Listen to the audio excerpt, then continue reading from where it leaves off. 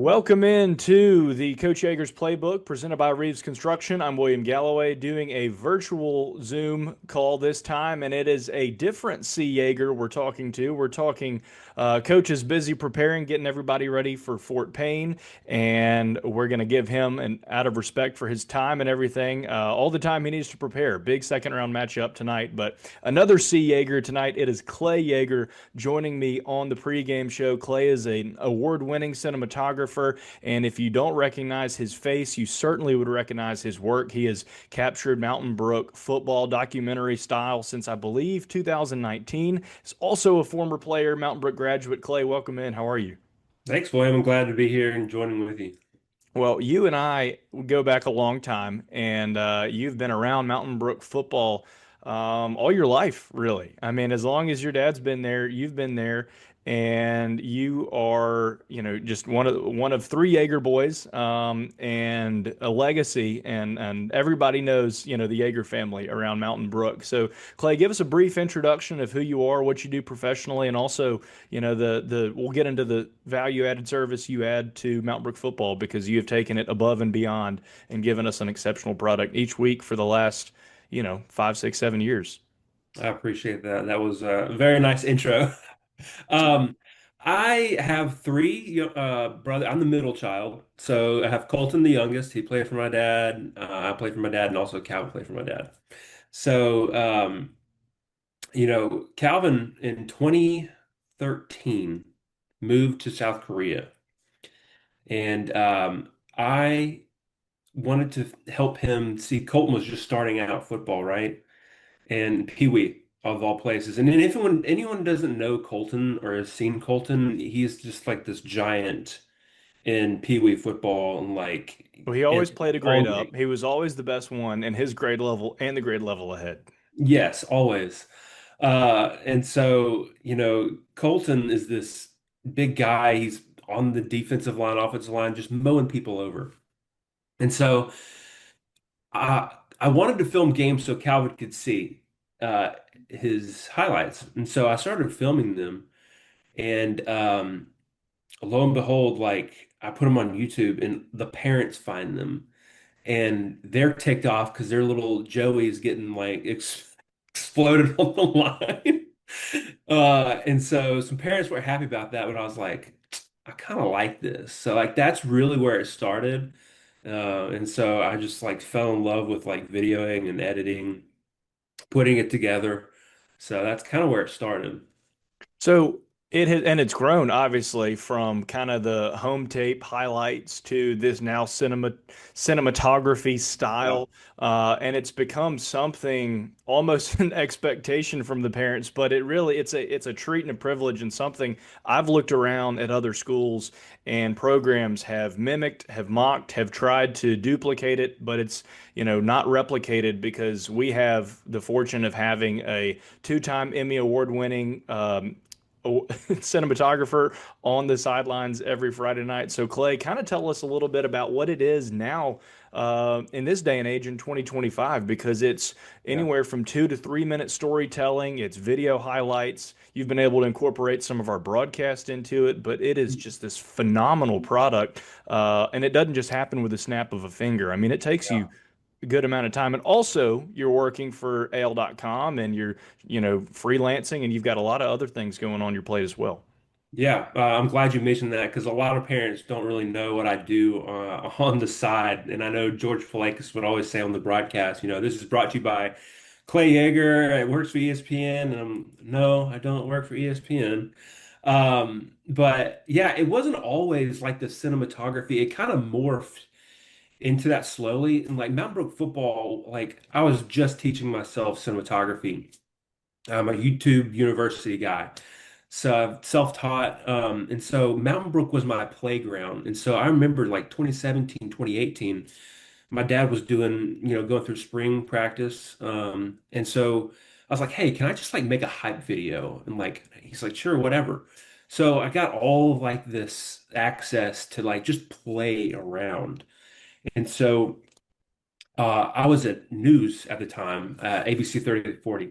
Didn't like it. I wanted to be, it wasn't very creative. And so it wasn't getting that creative itch. And so Mountain Brook football gave me that outlet. My dad gave me creative freedom, do whatever you want. And so 2019 rolls around and I get the AL.com job because Mountain Brook football gave me that opportunity to play around and teach myself these cinematography techniques. And so 2019, I didn't expect to film Mountain Brook football. It just happened. I was like, I just got this new camera. I want to figure it out. I'm going to go film this game. And I made a highlight reel for it. And my dad's like, that's awesome. Let me put that on my Twitter. And so it kind of blew up from there. That's where it all started. But as for like creating it,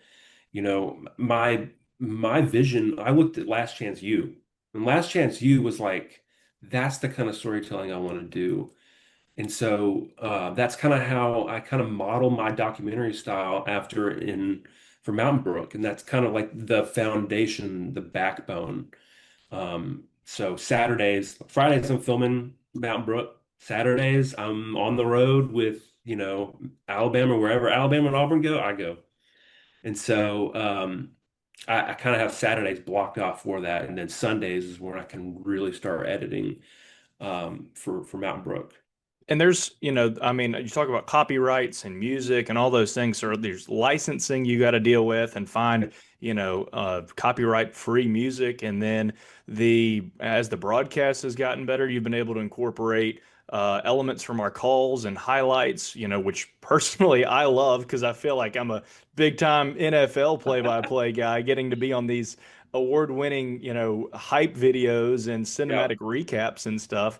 And so, Clay, kind of talk about your game day and as you walk the sidelines, what you're looking for, your approach to it, and you're not filming, zooming out, zooming in all over the place. Like you have an Yeah. eye, and you're telling a story through the football game, and it doesn't start at kickoff. You're there pregame. You've done some locker room stuff, and Mhm. that's what's on this video. We'll see in a couple minutes. But walk me through your kind of game day creative lens. Yeah, the foundation really is when it comes to storytelling is for people who weren't there or who were there, maybe you show them stuff that maybe they missed and they didn't see. You saw what happened, but you didn't see the emotion behind it. You didn't see the build up to it. You don't see what these kids like their rituals and like they kind of have their own little thing that they do and their own personality. So I kind of try that's the foundation is like what do people not see?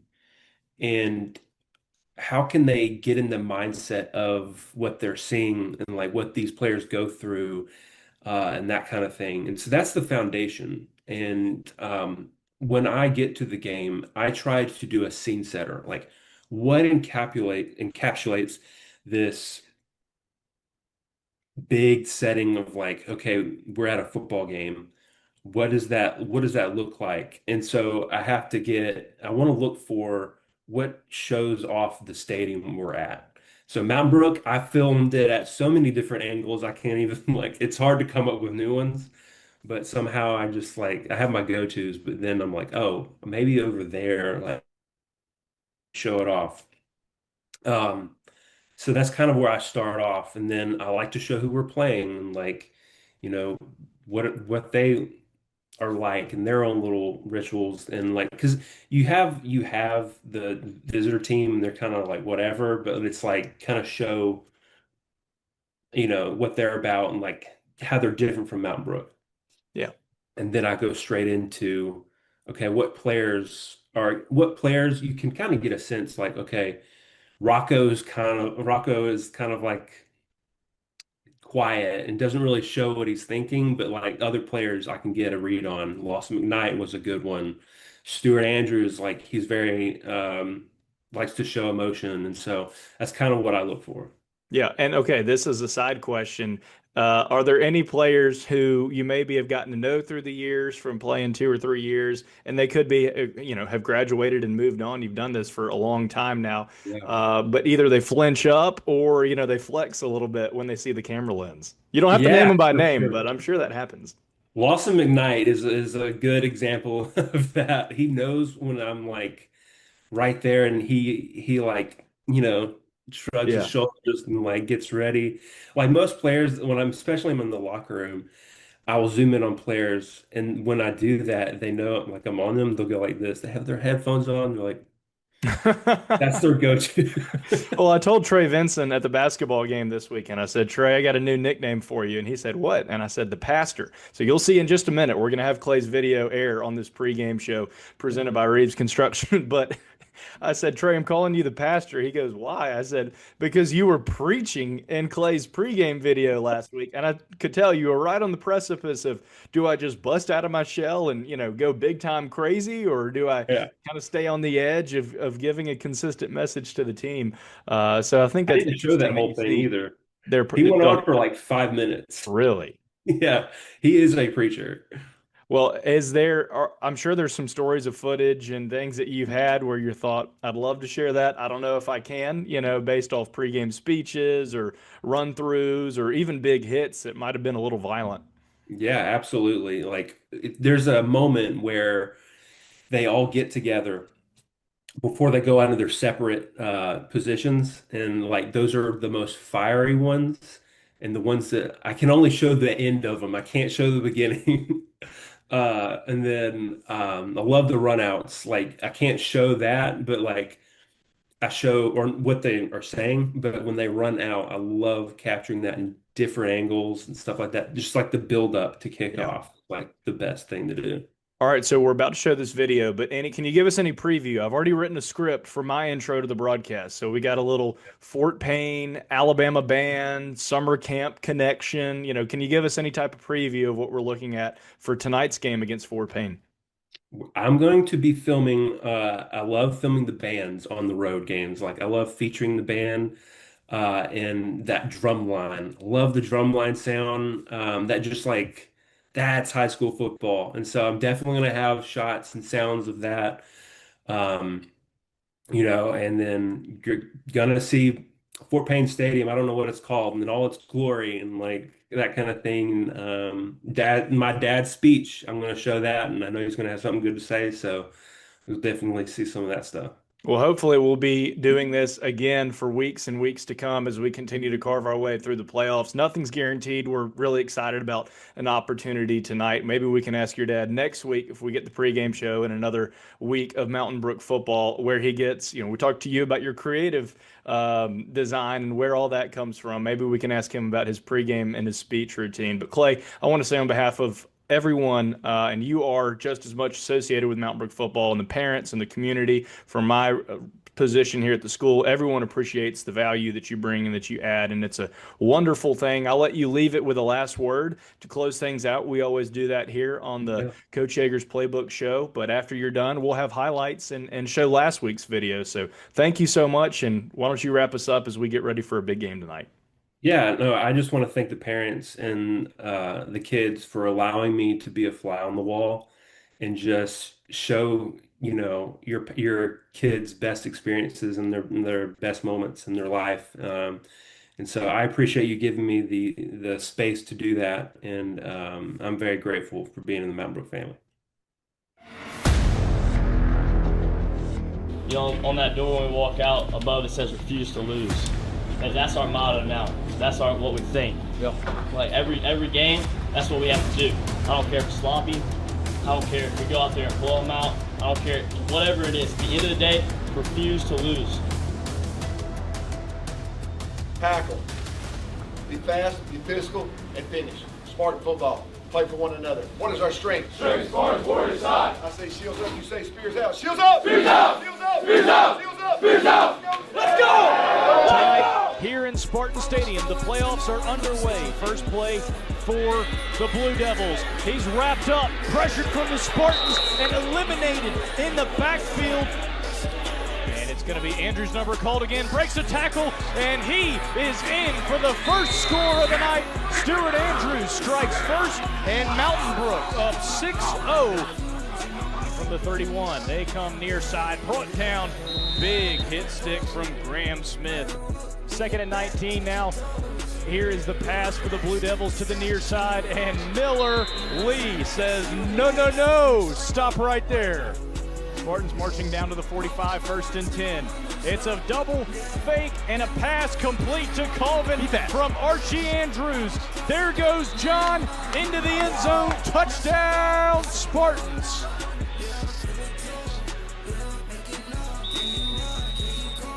Blaze pass out to the far side, complete to Reno, and Reno meets the power of LG Williams. That one complete to Vincent again inside the 30, uses his speed, cuts up to the 25. It's going to be Stewart right, plenty of green, rolls near side and rolls into the end zone once again. Hoffbauer gives to Stewart, going left side, breaking a tackle, and Vincent gets the carry, gets the call to the house. Trey Vincent punches it in, touchdown Spartans. 1st and 10 after the touchback, ball on the 20 for the Blue Devils. 8:29 to go in the third quarter. Pass tip, and Miller Lee comes up. Another great play from Miller. Hoffbauer on 1st down, throws long, got Colvin, and he goes 43 yards for the score. John finds the magnet that brings him to the end zone. Beautiful ball from Hoffbauer, airs it out, incomplete. Hayes Wendell in on the stop, showing why he is one of tonight's captains. Here's Gabe Smith breaking a tackle, nothing but space. Gabe Smith goes 64 yards for the score, stretches out the lead for the Spartans, and my oh my, how sweet it is, Gabe Smith. We are the Mountain Brook Spartans, a brotherhood forged in fire, a long green line of warriors, to greatness we aspire. Our fighting spirit is legend on the battlefield. We fight to the last man standing. Our weapon is a shield. A different breed of player, casting gold and green. Surrounded by my brothers, forever we are a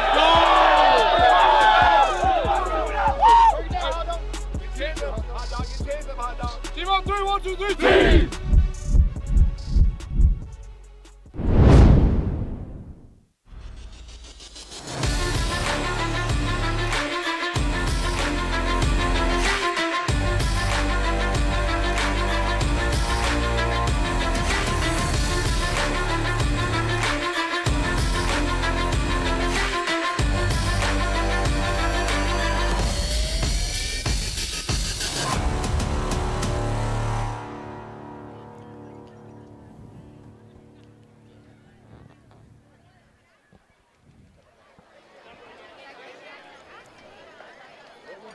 Rolling down backwoods on a Tennessee Valley byway. Welcome to the foothills of Lookout Mountain, where summer camp melodies have faded into fall fight songs. And on this fateful November night, the Mountain Brook Spartans and Fort Payne Wildcats lace up their threads in the former sock capital of the world for a 6A second-round showdown.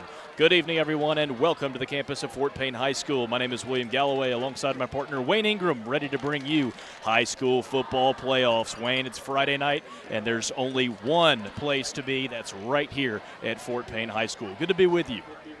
Good to be with you as well, William. It's football time. It's winning time. You've got to earn every week from here on out, and it is a great night for football. Cool, clear. We're over here in the shadow of Lookout Mountain. And we are fired up to bring you Mountain Brook football tonight.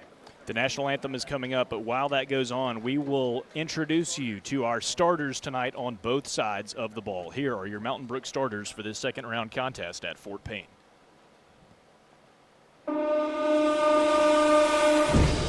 And now, your starting lineup for the Mountain Brook Spartans, coached by Chris Yeager.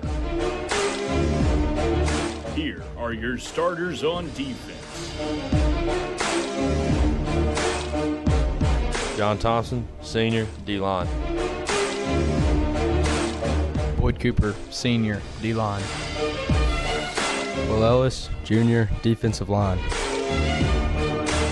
Billy Farrow, senior, defensive line.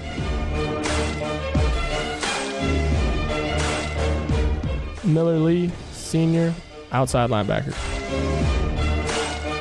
Skip Stewerman, junior, linebacker. Miller Crumpton, junior, linebacker. Hayes Wendell, senior, cornerback.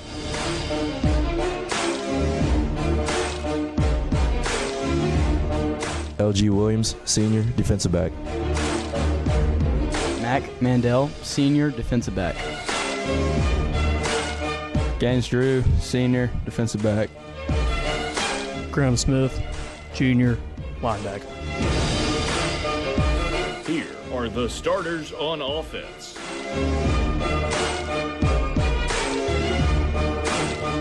William Tabb, senior O-line.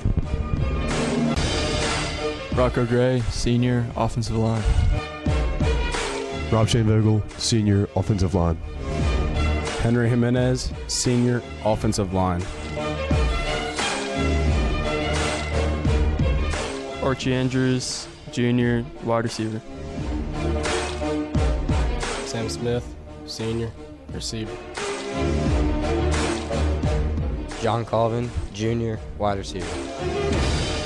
Trey Vinson, senior wide receiver.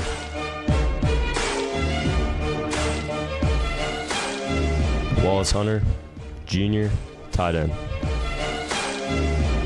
Bennett Jordan, junior tight end.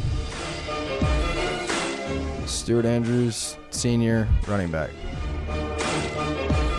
Caden Hoffbauer, senior quarterback.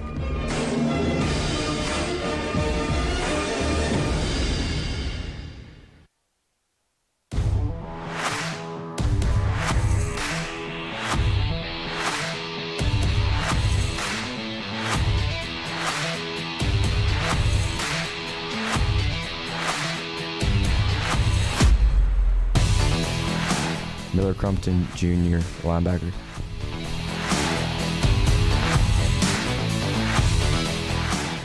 Trey Vinson, senior wide receiver.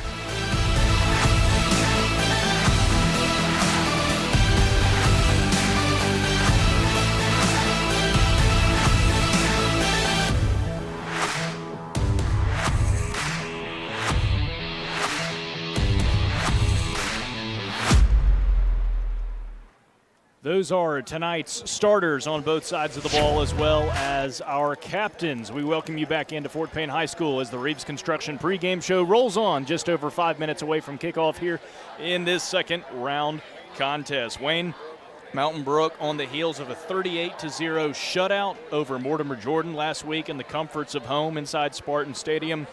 What'd you see from our Spartans? It was a near flawless game. Obviously, you can learn a lot, but in the end, we prevailed and we moved on, and that's what it's all about in November football.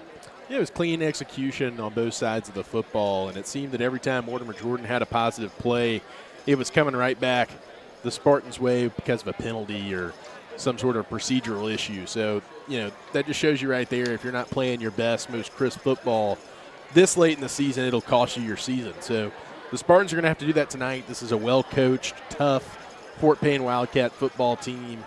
A lot of discipline and effort involved in their success this year, similar to the Mountain Brook program. And so it's going to be who has more discipline and more effort and does the little things right more often than the other team that'll determine who wins this ball game tonight.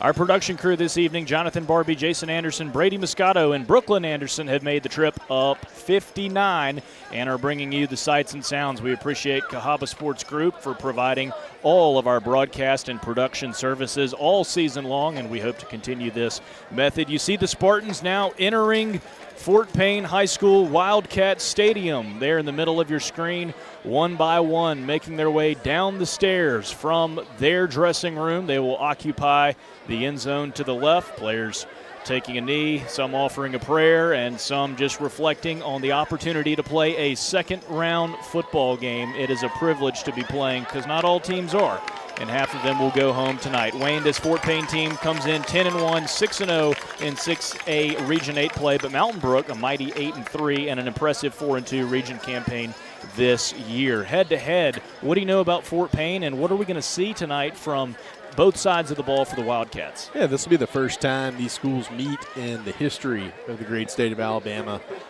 So we don't really have any kind of prior knowledge to go up against, but the tail of the tape, Fort Payne's a team that runs the ball consistently well. 50% of their plays go for 4 yards or less, which means for them to have success on offense, they are just churning some of these 4, 3, 2-yard plays and then busting out when they can and continue to move the sticks. And they really only have to move the sticks so far. They've got a kicker, get this, can drill 65-yarders in high school football.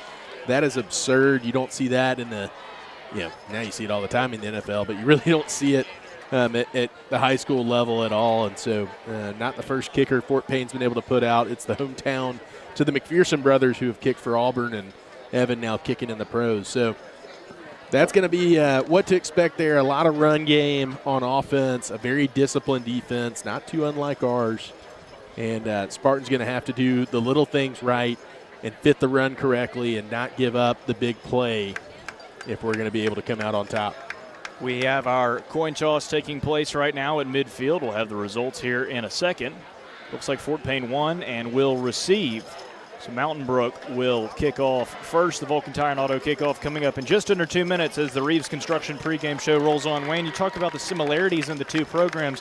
How well does that bode for Mountain Brook, having gone up ones and ones, ones and twos and twos in practice over the last 4, 5, 6, 7, 8 months? Yeah, I mean, you love to see a team that's a little bit more similar to your scheme, but there's a reason both these teams are playing in the second round and have had great seasons. And it's because that's the things that get you success on the football field. So, I think tonight you think about just how the game flow is going to go. Coming out to a quick start is going to be massive. I think that's why Fort Payne opted to take the football there to begin this contest. They're going to try and get points on the board early.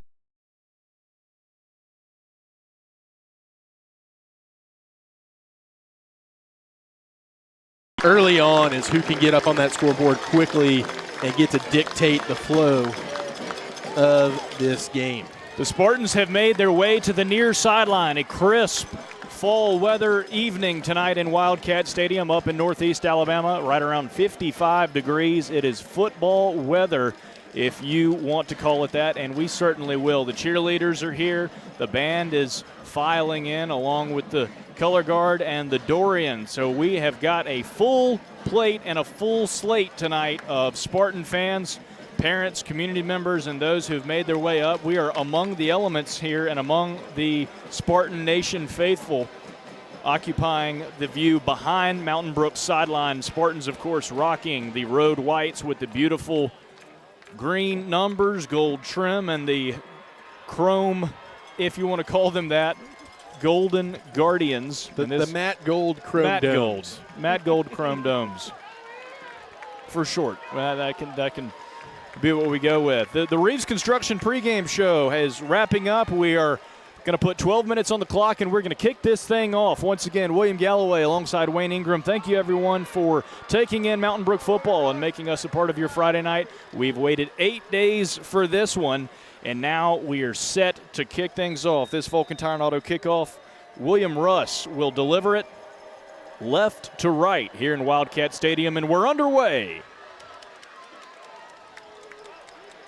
Fielded by the Wildcats, number 22, Caden Adams from the goal line, and hit stick from the Mountain Brook special teams unit, tackle inside the 20. Yeah, that's about as good as a result as we can get without a touchback. You obviously would love to just nullify the chance of a return, but William Russ making his way back in the lineup, able to get it all the way down to the 1 yard line, high and in the air, allowing the Spartan kick team to get on down there and stop it right where a touchback would have ended up at the 20. I think Boyd Cooper, the senior Spartan, led off with the tackle on that one. Wayne, Mountain Brook pitched a shutout last week and only allowed 101 yards of offense for the Mortimer Jordan Blue Devils. And Fort Payne comes out in the gun. First down, throwing far side. Pass is incomplete. The quarterback tonight is a senior, number 6, Blake Griggs. He's 0 for 1 yeah, he went after that one. Quick throw to Riker Shankles, his trusty wide out, one of the guys they like to get the ball out to. And we talked about the run game for Fort Payne. They come out firing, trying to get one underneath, and really had the play there, but unable to secure it to the ground with Shankles, and it brings up 2nd and 10. The tailback is number 1, Carter Blaylock, and now Griggs stands in the gun, and Blaylock gets the give on 2nd and 10, wrapped up by Mountain Brook. Short gain, maybe a pair. Familiar faces as Will Ellis came in with the initial hit there and then cleaned up by his fellow defensive lineman, John Thompson. That is excellent work. You love to see your defensive linemen make tackles in the run game. Short gain there brings up 3rd and long, not where the Fort Payne Wildcats would like to be. A 2-yard run. It's 3rd and 8 from their own 22. Just about a minute into this contest. Griggs stands in the gun and a man motions to the near side.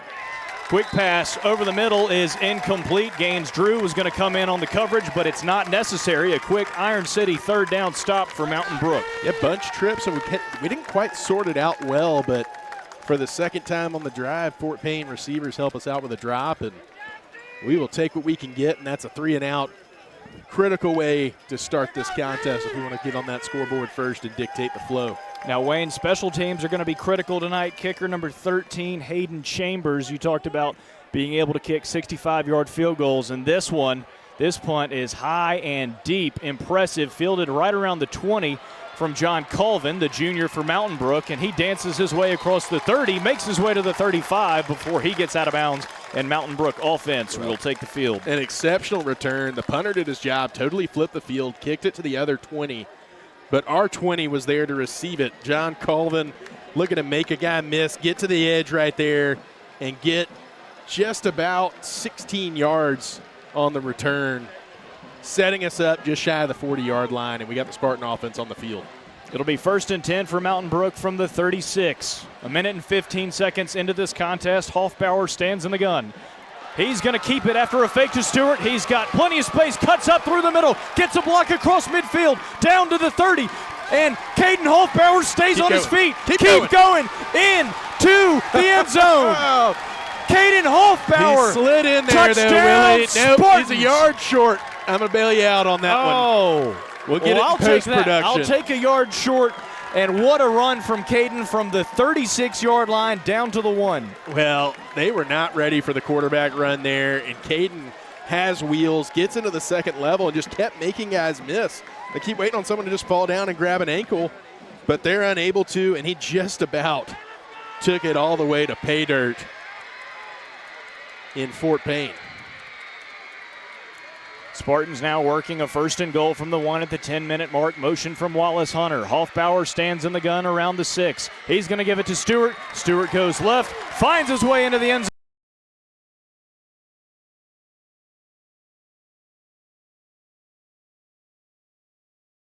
zone. From the 1-yard line. Sometimes we struggle in the low red area because the field's a little bit compressed, and that time we got trips to the right. Defense is thinking the play's coming that way. We cut it back the other way with a lead block from our trusty. Make sure I get the right. It was Wallace Hunter in there, number 88. Leading the way. And that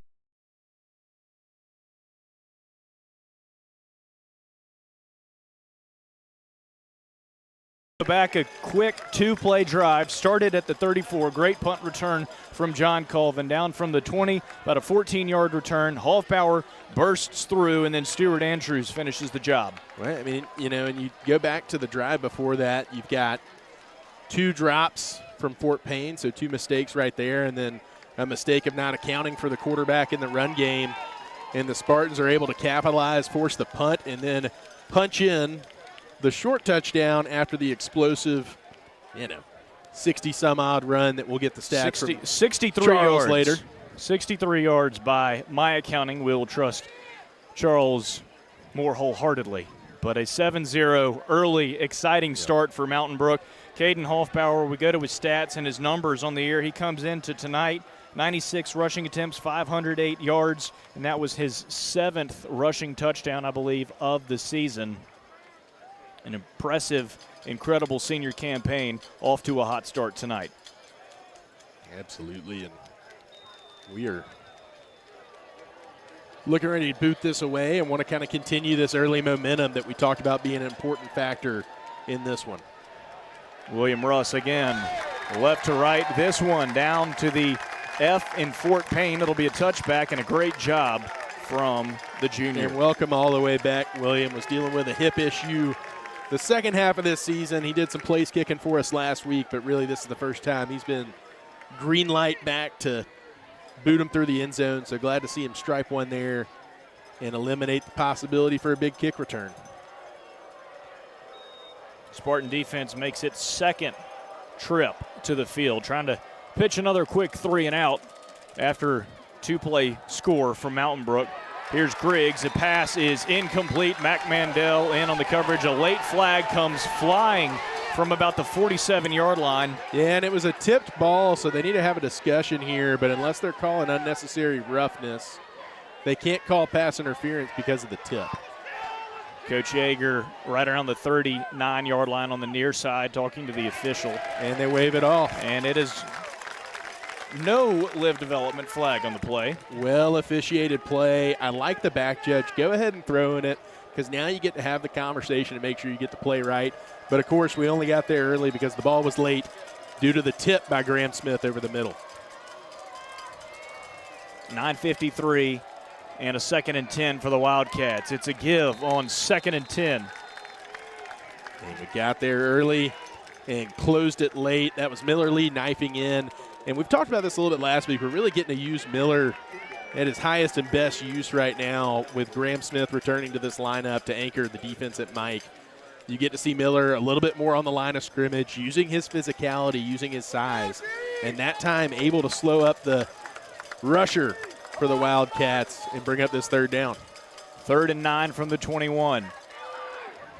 Spartans bringing pressure on 3rd and long, and a pass out to the far side in the flat. Many tackles broken across the 35 down to the 38-yard line. Wildcats' first down of the game. Yeah, they couldn't have had a better call there. We were bringing everybody up to the line and dropping them late, and they were bringing that screen pass right into the lane where we were dropping our linebackers from, and they're able to spring it for the 1st down and an explosive play to get their offense off the ground. Down to the 37 is the official marking as the clock falls under the 9-minute mark. Boyd Cooper calling out signals for his defense. L.G. Williams, the near defensive back for Mountain Brook. Josh Holloway, the linebacker on the near side, now comes up to the line. Pass is batted away once again. Miller Lee, you guessed it. And I'm really surprised, William, to see them come out throwing, especially on 1st down like this. And maybe that's a film thing. Maybe it's a scheme thing to say, hey, we really think we can open up the passing game and get a few people out of the box to bring our run game in later. But admittedly, not how they're used to going about the beginning of football games here in Payne, Fort Party. So it's 2nd and 10 from the 37 for the Wildcats. Man in motion. Griggs takes the snap. It's going to be a double fake, and now number 17 is going to come to the near side. He's going to try and get a block, but he'll cut back up. Juke a man, cross midfield, down to the 40 before Gaines Drew knocks him out right around the 32-yard line. Another 1st down Wildcats. They're going to have to roll with it here. They call their double reverse right there, a little bit of jet sweep motion to the boundary, and then flipping it back to their talented playmaker, number 17, Riker Shankles. And he's got to be on the Northeast Alabama all-name team. Don't get many Rikers out there. So that takes him.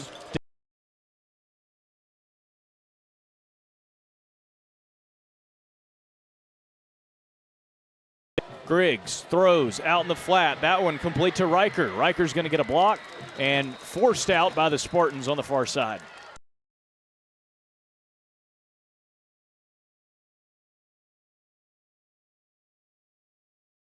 Somebody to make a tackle, and that time we were able to, but they got about 5 yards on it. Graham Smith, Mac Mandel, Josh Holloway. Yeah, and if you're ever looking at the screen being like, why aren't we covering this receiver? Why aren't we covering it? This Mountain Brook team likes to drop people late, doesn't like to give a clear picture to the quarterback pre-snap. So 2nd and 5 from the 27. Griggs again stands in the gun. And pass once again batted away. Coach Tyler Davis.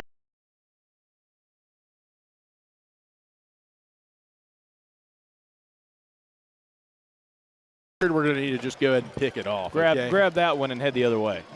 He's just warming his way up to it. First one was a little bit more of a clear bat, but it's tough when it's coming that fast straight into your arm or chest or face to corral it. So understandable. And we bring up a 3rd down. Miller came into this game with 1 pass tip, and I think he's already up to 3 on the season after a big first quarter performance. 3rd and 5. Griggs throwing across the middle. It is incomplete. Pass is dropped by the tight end, senior number 0, Jaden Jackson. That'll bring up a 4th and 5, so another Iron City 3rd down stop. But Wayne, we're certainly in field goal range for number 13, Hayden Chambers. Yeah, they've given us another gift on that one. That was well schemed up and a well-thrown ball. We were bringing pressure. So in tight man coverage, that's tough to fit in there, and they're still unable to catch it. Chambers lines up at the 33. This will be a 43-yard field goal attempt for the Wildcats to try and get on the board for the first time. Snap, the hold, the kick is up. A lot of hang time, and no good. The kick is no good. Turnover on down.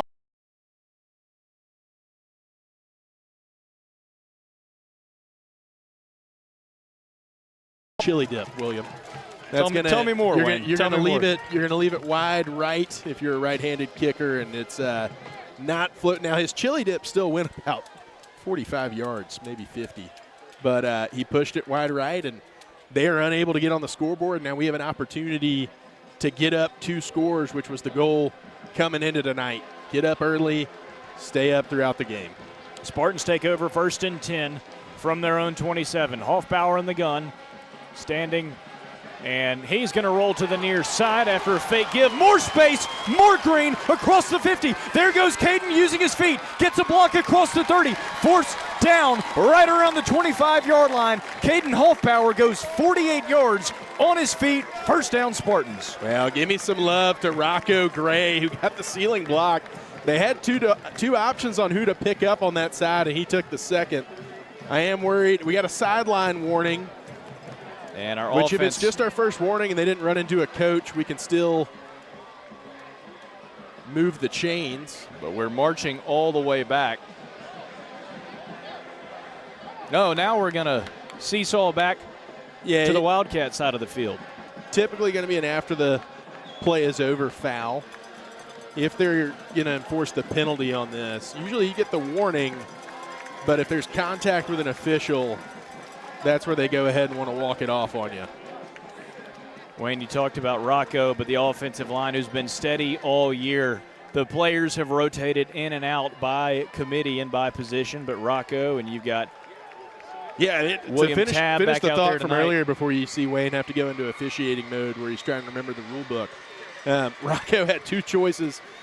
They both pointed at the guy they weren't going to block because he knew Caden already had the angle on him. So 1st and 10 from the 22. Hoffbauer gives to Stewart, and he breaks a tackle, tries to break another, is taken down at the 25-yard line. That'll be a loss of 1. Yeah, just not quite able to spring free on that one. Some good penetration by the Wildcat defense. You see big number 74. Let me flip the roster through to get his name. I heard about his scouting report. That's Isaiah Morgan, the senior. He is a space eater in the inside. He's got size, and he's an athlete. Jack Peterson will set this one in motion on a 2nd and 12 from the 24. Hoffbauer takes a snap from the gun, going to call his own number. Bounce out to the left side, around left tackle. Plenty of space for Caden. Can he get in? Touchdown, Spartans. Hoffbauer is running miles around this Wildcat defense, and the Spartans extend their lead. Well, Caden came in tonight, 96 carries for 500 yards, give or take. And I believe he's already over 100 tonight now. And I believe on maybe about 4 carries. So the stats are going to look a whole lot prettier. But the biggest thing is 13 on the guest side of the scoreboard. And let's see if we can make it 14. Caden Hoffbauer goes 24 yards on his feet, the quarterback for the Spartans, with another big pickup. The snap, the hold, and the kick is good. Mountain Brook up 14-0. Patrick Cry on the snap, Sam Smith on the hold, and I believe we had William Russ deliver that one through the sticks. And listen, one of the big advantages we have is because of the way we've got such a complete offensive design and play complementary football, we have not had to ask our starting quarterback, Caden Hoffbauer, to carry the ball that much this season. We can usually just rely on our traditional offense and being balanced, and what that means is he's got a little bit fresher legs at this time of the year. He's been able to stay injury-free throughout the season, and now he's able to scamper like that. We're going to say that's 139 yards on, we believe, 3 official carries. just outstanding work. Not bad. By the senior signal caller. There are worse stat lines, I'll say that. Hat tip to Caden Hoffbauer. And William Russ is going to have another Vulcan Tire and Auto kickoff, his third of this first quarter. We're not even at the 6-minute halfway mark, Wayne. Listen, this is textbook. This is how you're supposed to be playing in the second round of the playoffs. You're doing the little things right, capitalizing on mistakes that Fort Payne's made.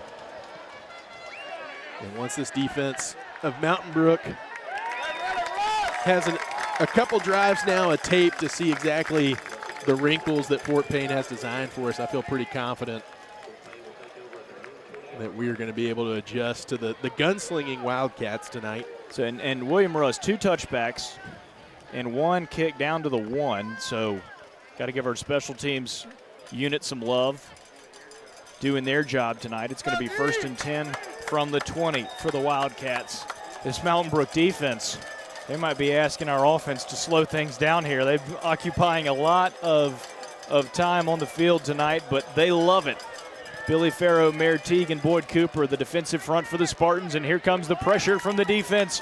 Boyd on the first hit, and a deliver. Gaines Drew, I believe, gets the second piece. Yeah, a little bit of an exploded formation right there. He had a couple tackles out wide, really just trying to give a different look. Back when Jim McElwain was at Colorado State.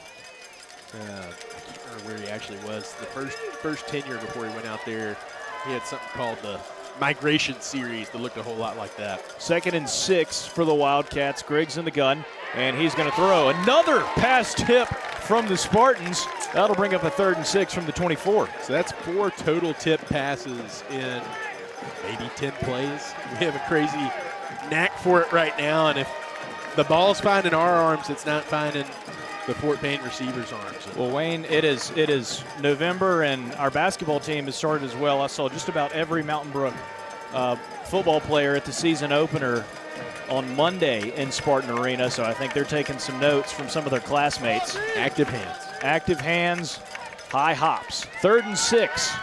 Griggs pressured. Mountain Brook living in the backfield, and Mayor Teague hammers down his gavel. A 3rd down stop for the Spartans. Mayor Teague, everybody. The senior fired up coming off the field.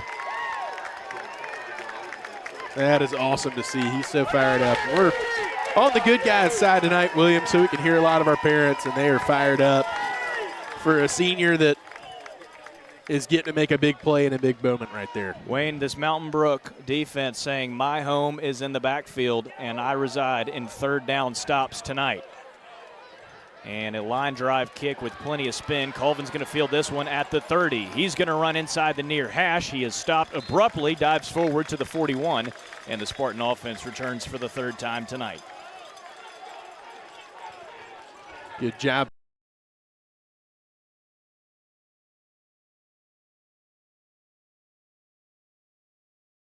If it's a hold on the Spartans, okay, so we're grabbing their gunners on their way down the field a little bit, so the drive not going to start quite as rosy field position-wise as we thought it would. They're going to back us up the requisite 10 yards.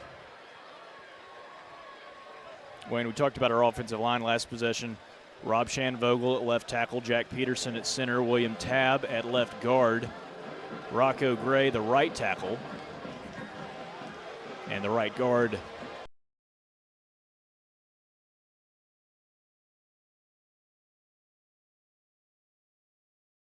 Back us up from where we fielded the punt, where we first touched the punt. So once again, need to reach out to Bob Jones and I think they're figuring it out right now. I meant to say Bob Shoulders, not Bob Jones. Bob I'm sure Jones, someone at Bob Jones High School would know. Just west geographically. We'll call Big of Fort Bob Payne. Gibsons. Yeah. Bob Baker. I know many Bobs. I did talk to a lot of parents around pregame asking if they could be our official replay review, and we go to them and have them just jump here in our makeshift box, but they want to cheer on their kids. They're doubling down to say that it's 10 yards from where we first touched the punt. Would love, maybe we get Charles Branch on it. Charles, you can either text someone who would know or chat GPT it and let us know why. I know Chat has the entire rule book memorized. 1st and 10 from the 20 for Mountain Brook. 5:05 to go in the opening frame. It's Hoffbauer giving to Stewart Andrews. Thought we might have another QB keeper. Stewart plows and plunges his way forward for a pickup of about 4. Oh, man, he got one of those yards before contact and 3 of them with big Isaiah Morgan in tow. That was some hard running by Stu. Bennett Jordan, our hero of the Homewood game, and the half of our tight end law firm room checks in. Trey Vinson motions to the top of your screen. John Colvin, the receiver, to the near side. Stewart, the tailback. Wallace Hunter, tight end in the backfield. Rocco Gray gets a call in from right tackle. And 4 seconds on the play clock. Snap and give to Stewart. Stewart goes left. And he is taken down after a gain of 4. It'll be a 3rd and 1. Well, 2 solid run plays right there. Not quite as explosive as we've become accustomed to, but if we do it one more time, we'll be across the sticks and keeping this drive alive. I wonder if we try and go on the quarterback keeper. Charles tells us that Hoffbauer is averaging 46 yards per carry. Gonna be tough to keep that up.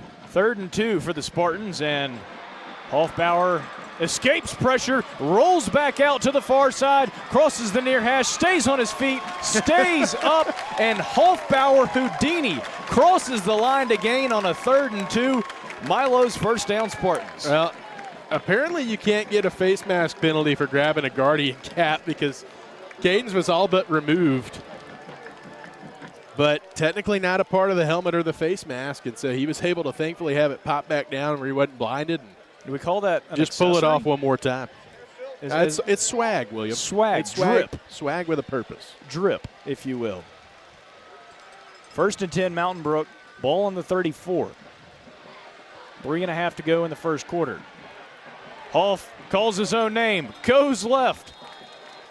Well, Wallace Hunter. Yeah, Wallace Hunter was finishing the play down the middle. All sorts of blocks. I thought he might have had the ball for a second, the way he just carried his man 12 yards, but Hoff uses his legs, and he'll pick up. We'll wait for the official ruling. And we're going to get a hold on the edge there. Live development flag on the play. So we'll back it up and have 1st and very long. Field cam provided by Brady Moscato, Cahaba Sports Group, doing a great job bringing us the sights and sounds tonight. Jonathan Barbie, our director and producer in the truck. Jason Anderson and Brooklyn Anderson are working cameras 1 and 2. Flank.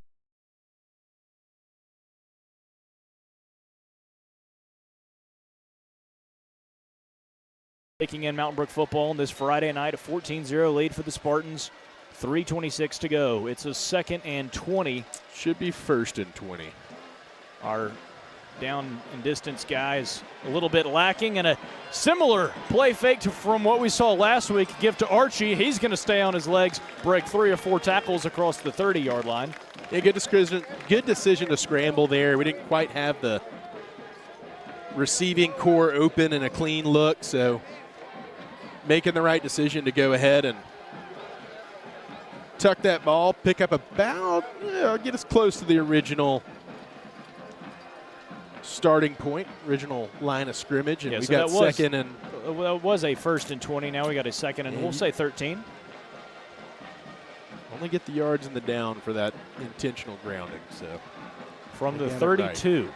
Hoffbauer in the gun. Stewart motions to his right. 3 receivers to the far side, 1 to the near. And Caden's going to call timeout with 2:34 to go. We will take this Medical Properties Trust timeout with him. Good guys on top in this playoff 2nd round game.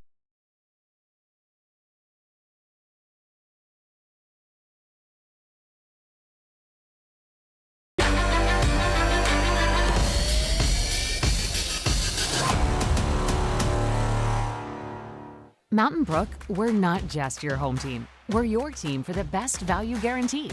Save with a 3-year price lock. And get a free phone on any plan. Need even more ways to save? Get free satellite text messaging for all. Save 40% on top streaming services. Plus, save $15 a month when you bundle mobile and home. Score these great deals at Cellular Sales.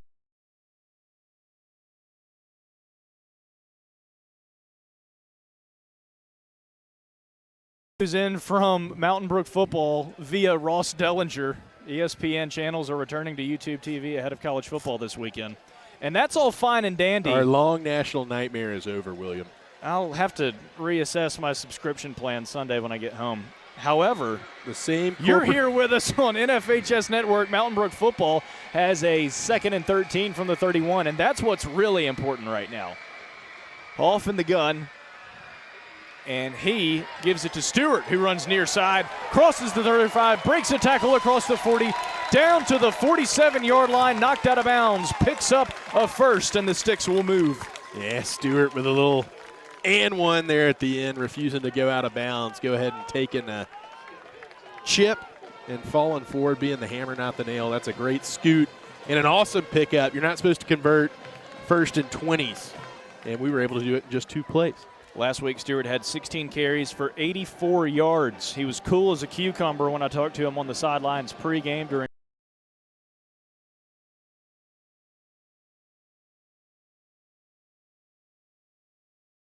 a relaxed mindset and was eager to get ready for this one. Hoffbauer goes long on a 1st and 10. He finds a Colvin streaking down the middle. It's John tackled in the end zone. Touchdown Spartans. 52 yards. Mountain Brook up 3 scores in the first quarter. Well, John Colvin streaking down the middle in the playoffs. It's a touchdown every time. He caught that ball with 3 defenders that had almost caught up to him, and he just went ahead and outran them all, made it to the end zone, and the Spartans taking the 3-score lead early. Exactly what the doctor ordered. Kick up. Good. 21-0. 2:15 to go in this first quarter. And Wayne, up here in the mountain air, we are feeling good tonight. Even Coach Yeager might be cracking at least a smile, but right now he's already back talking about special teams with Gabe Rodriguez. Him and Brad Easley collaborating so often on the offense. Brad calling a great game tonight. That is exactly what you love to see. Taking the air out of the stadium early, able to dictate and control the ball game, and a little bit of balance there. Now we've done it through the air as well. Caden going for a statistical night, not unlike Archie Andrews getting, 3 touchdowns, 5 touchdowns last year in the second round. The Southside game? The Southside game. Yeah, first the opener, playoff opener at Southside last week, where Archie Andrews turned into a primetime Randy Moss. Went Megatron on us. Yeah. But, Caden Hoffbauer tonight, dealing and wheeling. More wheeling than dealing so far. Where were you when Caden Hoffbauer turned into 2016 Jalen Hurts? I was here. Another touchback, number 3 for William Russ.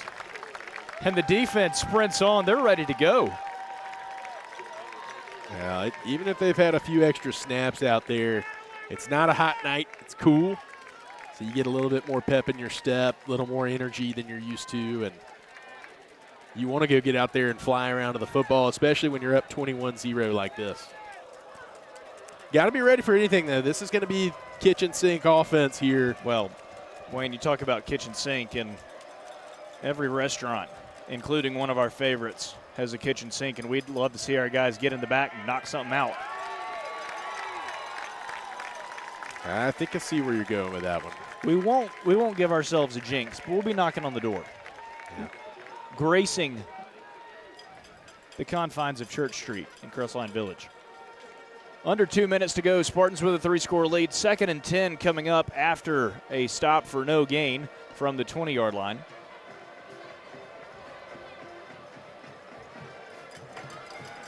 Fort Payne on the near hash. Quarterback Griggs in the gun. Man to his right. He's going to get the give, but he will go nowhere, courtesy of Will Ellis on the stop. Yep. Well, in there, had Boyd in there.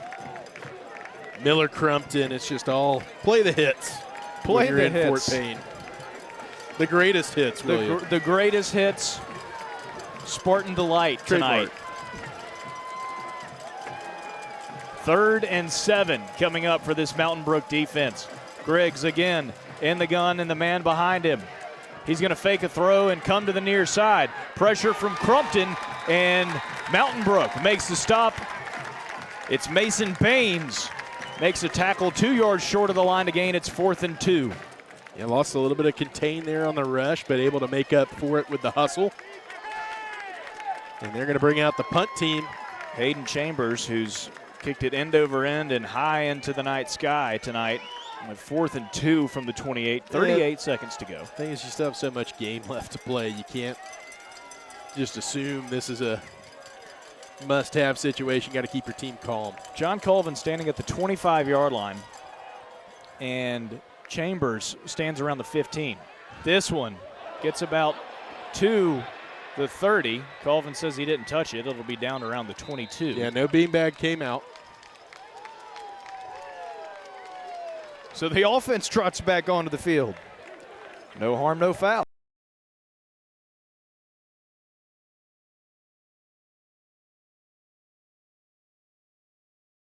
Line drive second punt.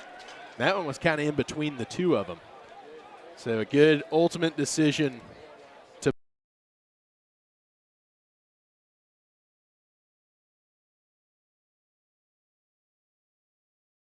Archie Andrews to the far side with Colvin. Sam Smith to the near side. 14.4 to go in this opening quarter. Off in the gun with Stuart Andrews to his left. Stewart's going to get this one. Coming near side on first down. Wow. Gets a block.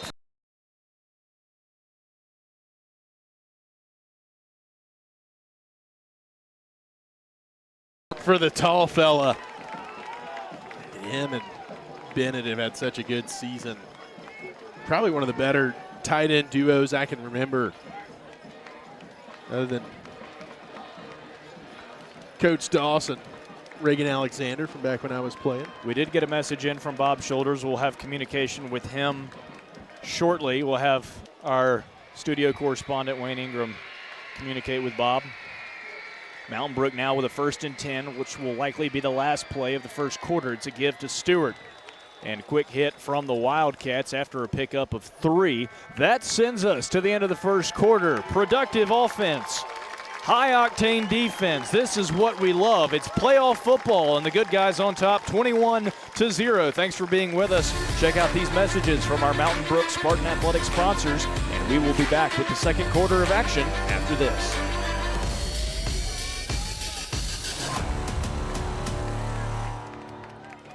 Only an hour and a half from Spartan Stadium, Lake Martin is more than just a lake.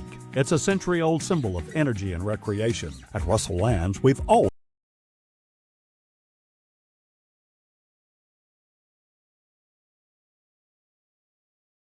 front neighborhoods, marinas, restaurants, golf, markets, and an adventure center. We're committed to honoring and preserving Lake Martin's beauty and spirit for generations to come. That's the power of the lake. It's a new day, Mountain Brook. New Day is proud to support this community on and off the field with clean rides for every game day and every day in between. New Day is here for a clean, new start each time. Go Spartans!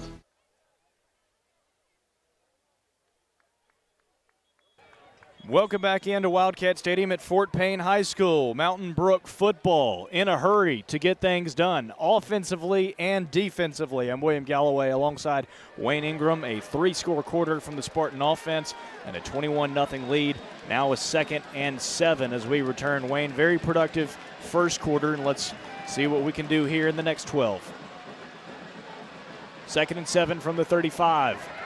It's Trey Vinson coming near side, gets a block around the edge, down the sideline, crosses midfield, breaks another tackle across the 45. First down, Spartans. Another incredible block on the edge. That time it was Sam Smith sealing the edge and really picking up a second block and very, very wisely turning his body to the sideline and lifting his hands as if to say, this is not a blind side. This is not a crackback block. I just found a little extra work, and I'm going to do it fair and honestly. And we're going to pick up the first down and march across midfield. The closer you get to the end zone, the harder I fall. 30 seconds into this second quarter, 1st and 10 from the 42. Trey Vincent motions again. Hoffbauer fakes a give. And he's going to roll to the far hash and dump off a pass to the far side. It's Bennett Jordan across the 35 down around the 33 on the pickup. Yeah, well covered by the Wildcats, but Caden able to go through his progression, make the right throw, and Bennett able to get the chunk play and keep us moving ahead of the sticks. So a 2nd and 1 from the 42 now. Trio of receivers to the near side. Wallace Jordan to the far. Stuart Andrews stands to the right of Hoffbauer, who takes the snap from the 38. Give to Stewart, left side, around Rob Schanvogel, leading the way. Enough for a first down to the 30 and move those sticks once again. You're really impressed with the job that the offensive line across the way has done tonight, but especially Jack Peterson, the sophomore who's come on late, taking over for Rocco so that Rocco's freed up to play a little tackle for us. Why not? Flip Henry Jimenez from tackle over to guard. Rework the whole deck right before the playoffs, and it is done swimmingly. It's Stewart on a 1st and 10 from the 30. He gets 5, and that'll bring up a 2nd and medium. Yeah, good job pressing the line of scrimmage, getting into the zone, and then making a little cut to the outside for an extra yard or two. An injured Wildcat limping off the field right now. Number 19, Barron Sanderson, junior outside linebacker. Spartan stampede formation once again.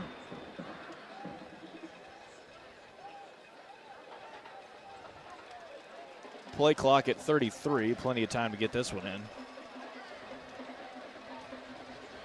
Archie to the near side as the receiver. Stewart, left side, cuts in and gets into the Royal Automotive red zone. Wayne, we hadn't had time to say that yet because we have had bursts and runs and offense aplenty tonight. Yeah, we had the one play from the 1 yard line, but other than that, our first more typical looking drive. Stampede once again, ball on the 18, 1st and 10 for Mountain Brook. Stuart Andrews the caboose on the Stampede. Offensive line takes its formation.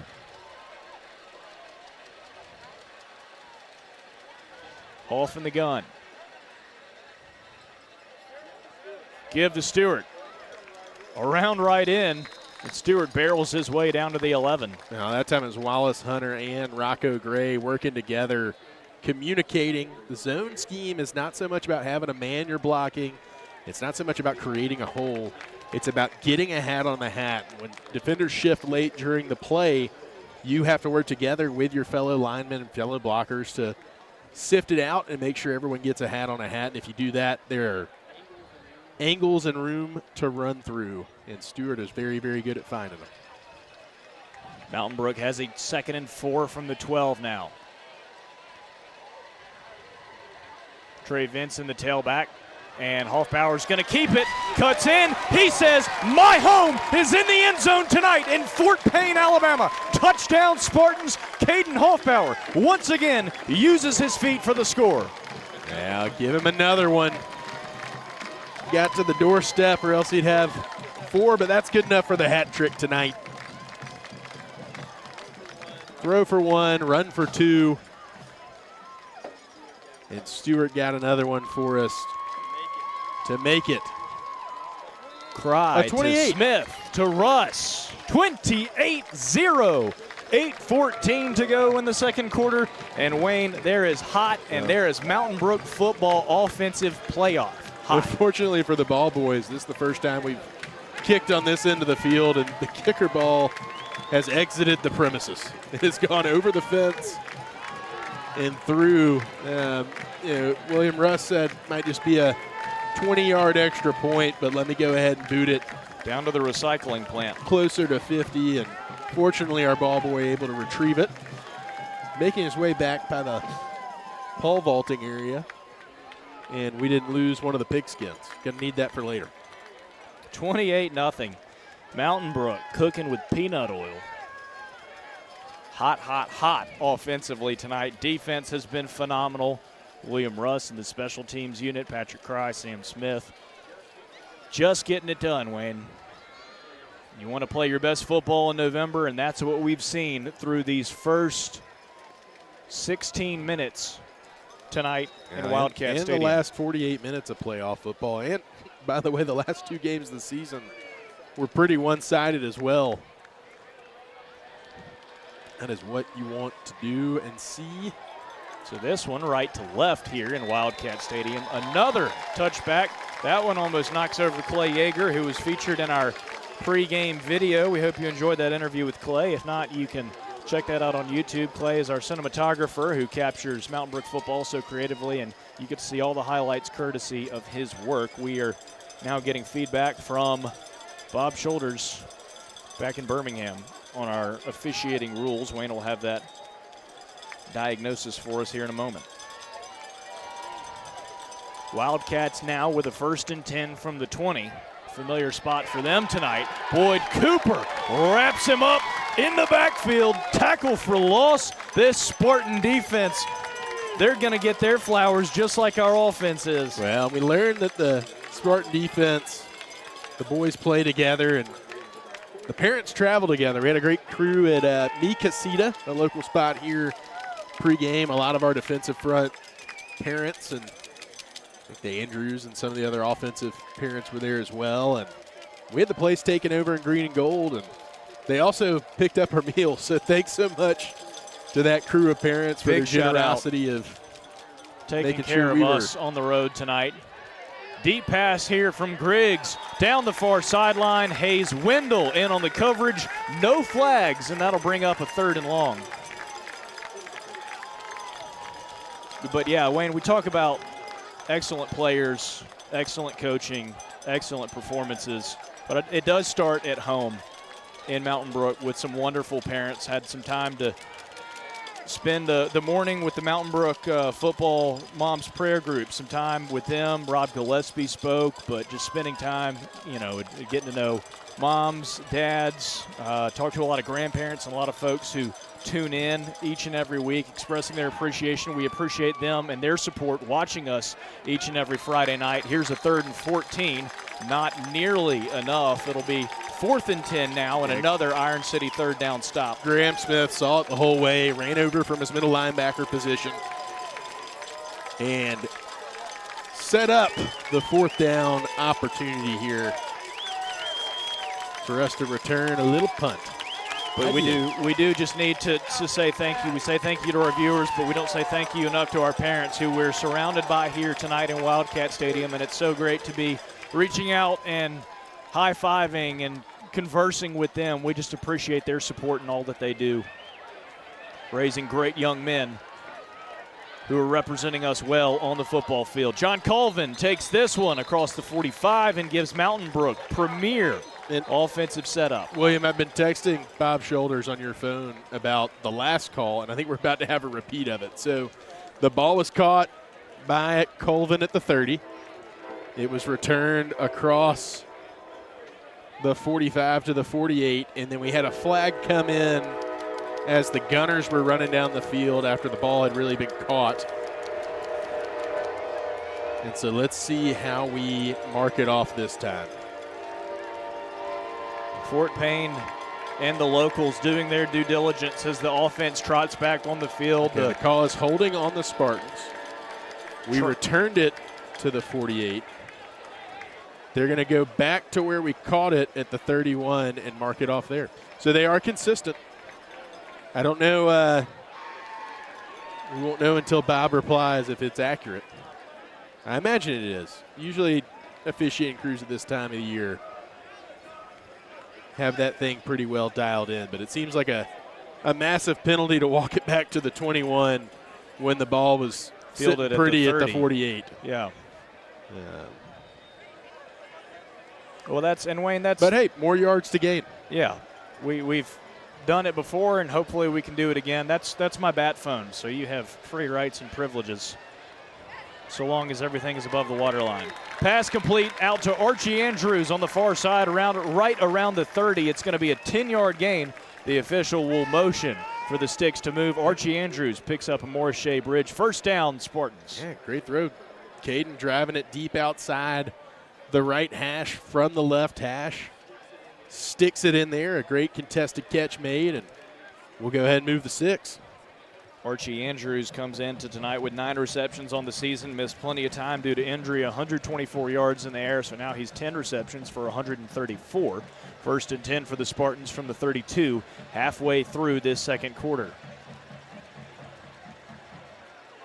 Hoffbauer takes that snap, hands it off to Stewart, and Stewart plows forward for 6 yards. Stewart got a little extra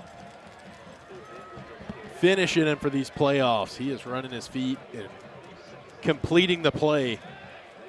Watch this here. He's going to come inside behind Peterson and Jimenez and cut it back to the outside and fall forward, get those extra yards for us as he's going down. And Spartans going with a little bit of clock control here. They're holding in the stampede formation until a little bit under 15 to go on the play clock, and really just trying to get this clock continuing to work in our favor.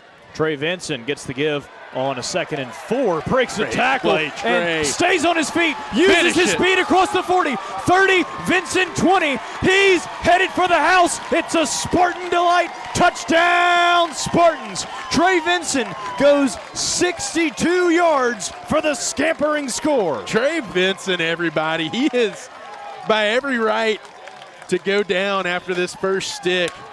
But no one told Trey that, and he said, hey, if I'm not going to be down, I might as well score, using some of that speed to his advantage and putting the Spartans up 5 scores. This could not have gone better for the Spartan faithful, who made the trip up I-59 through all the road work that I've driven through many times. The snap, the hold, the kick, up and good. Cry to Smith, to Russ. Wash, rinse, repeat. If it ain't broke, don't fix it. Mountain Brook up 35-0 with 5 minutes left to go in the first half. So excited for Trey, who's been such a great contributor to this Spartan offense, to this football team. His entire career, really doing a little bit of everything, blocking typically, receiving at times, but we have used him as a ball carrier due to injuries really late in this season, and he has delivered. He had 4 carries for 20 yards last week, a reception for 20 yards. That was 2 weeks in a row for Trey to find the end zone. You see all the Spartan faithful. There we are up here on the top, the middle of your screen, waving to you. So glad that we can be here and you're making us a part of your Friday night. I don't know where I'm supposed to be looking. There we are. I'm trying my hardest. Yeah, they're straight ahead. Now down this way. Hello. Brady Moscato's got us on the field cam. Hey, everybody. Thank you, Brady. I don't know where I'm looking, but go Spartans. It's like playing Where's Waldo. And he's got a black hat, so it didn't really help. Don't dance, stop Brady. Another touchback. Our bingo cards are full, and there's 5 minutes left to go in this second quarter. Yeah, William Galloway is nearing the bottom of the barrel of his Alabama references. We are, of course, in Fort Payne, Alabama, the hometown of the band Alabama. They've got a series of statues dedicated to him at the park here in town, that fan club and museum here. Guys that have meant a lot to the world, really, but they mean a whole lot to Fort Payne. And I've gotten to spend a good bit of time up here in my days and was really excited to get to come here tonight, watch a little football. Griggs, the quarterback, scrambles, in trouble, looking long, is going to throw it, and Josh Holloway in on the stop for Mountain Brook. The linebacker using his backpedaling, side pedaling, and secondary skills to get a stop. Yeah, I'm going to have to get into my sock history with Fort Payne also being the former sock capital of the world. I could also tell you about the menu at the Spot. I could tell you about Cece's Pizza and their buffet from off nights at Alpine. I believe you mean Stevie B's Pizza. Stevie B's, it's not excuse me. Down. I do apologize to all. Hope you won't take offense. Yeah, for further context, William and I grew up camping at and working at Alpine Camp for Boys. I worked there full-time for 3 years, and it's right up the mountain in Mentone. And a lot of our boys out here in the Chrome Domes, the Matt Gold Chrome Domes, were former campers. Jack Peterson, Miller Lee, Skip Stewerman, Rob Shanevogel. Rob Shanevogel. The list goes on. And we spent the afternoon up there, got to see camp and bring back a lot of memories. And yeah, I was talking to Wyman. Incomplete to bring up. Wyman 4th and Stewerman 7. is a freshman now and got called up to join with the varsity for this playoff run as a reserve quarterback. He's been enjoying holding the clipboard. He was like, "It's crazy that camp is just right there," and pointed the exact opposite way. But I just smiled and said yes. We got a timeout on the field. On a 4th and 7. Well, we're talking about the Stewerman family. I want to give a shout out to Linda Hobby, who is the great-grandmother of the Stewerman boys. We got one of them on the field routinely tonight, another that's in the hopper for next year, and 2 more that are still spending some time in the junior high and rec league system working their way up to us. It's going to be a Stewerman era for a while. And Linda, thanks for watching. The Spartans, as always.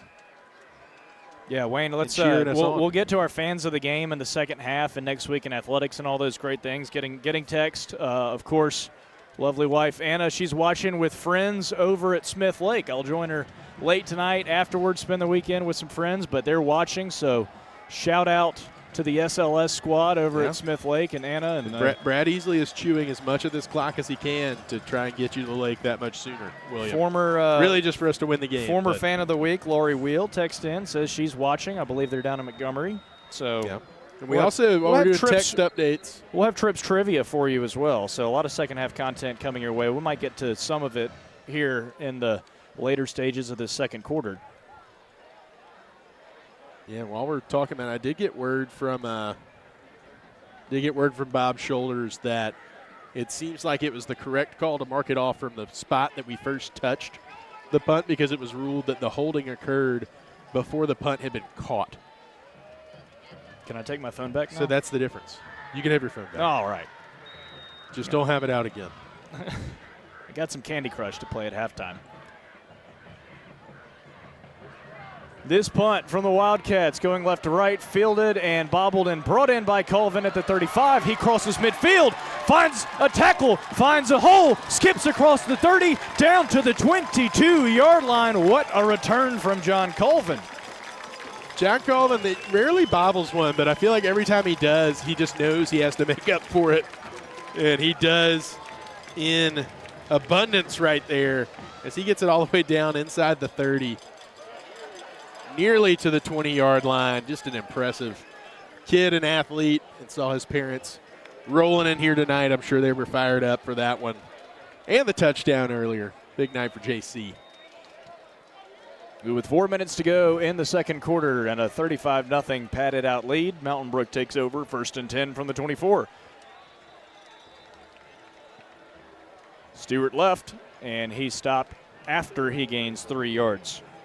All right, Wayne, we got our Trips trivia. This one's kind of a layup tonight, so a little bit of Trips trivia for the people. What former Fort Payne Wildcat is now in the NFL? Oh, man. It was maybe even mentioned earlier on this broadcast for those paying attention at home. And you brought it up, so that is true. We'll have it after this play, assuming we don't have another touchdown. Stuart Andrews and the Wild Sparty, 2nd and 7. He'll go right side, around the right end, try and get a block. He'll get no gain on the play. It'll be a 3rd and 7, and that would be one Evan McPherson, kicker for the Cincinnati Bengals. Cincinnati Bengals. Made the Super Bowl in his first year, and they had banners made and hung up all over downtown Fort Payne, which is a beautiful little stretch. Keeps getting better and better. And he got married here about 6 months later. When I was driving up for work, I saw the banners back up, and they were setting up, basically blocking off the whole downtown area for the wedding. It was impressive stuff. They did that for Very you on Montebello Road, I remember. just a few years ago. Not quite. 3rd and 8 for Mountain Brook from the 22. Pass out to the near side. It's Sam Smith who collects that one. It'll only be 3 yards, so it'll be a 4th and 4. Enough to make the decision here. And Colvin change checks in. Personnel, but not for kicking purposes. Jason Anderson, our camera operator, saying apparently the guy who owns a sock factory plays guitar in a country band on the side. And our director and producer, Jonathan Borby, did his music video. That is some sock history for you. It's a little Fort Payne hometown connection. We were destined for Fort Payne this year. We really were. It was always Fort Party. All right, we're destined for a first down now, 4th and 3. And Coach Yeager is going to survey this one and take a quick timeout. 1:49 to go. We will take a quick commercial break with you. Before we get to the break, the Spartan Band will be up at halftime. But for now, we'll take a quick commercial break and be right back after this.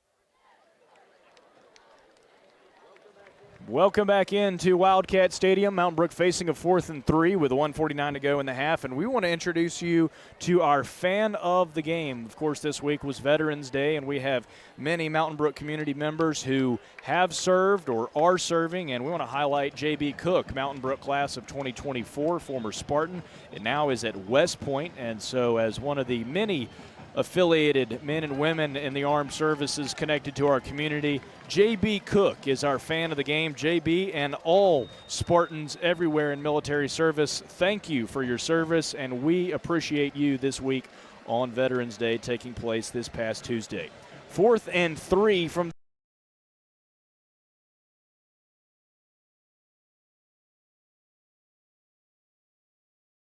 flag comes flying from the backfield. We'll have a diagnosis in a moment. Going to be an interesting call here. I do think we have enough for the first down, but it's very close, so they might have to measure. But I'm interested on the flag. I wonder if there was a receiver covered up. And they've got personal foul against Mountain Brook. Usually that's a hit after the play, so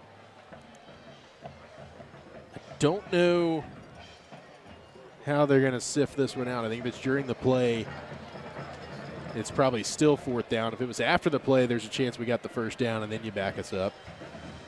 You know, if we didn't, if we could get Coach Urban. But there's also Urban, no automatic first downs. If we could get Coach Urban to cover hotels and travel, we would have brought Bob Shoulders with us and had a third headset and been ready to go with all the at some and forth we've had. With all the technologies and AIs and whatnot, I'm sure we'll be able to figure out how to box him in.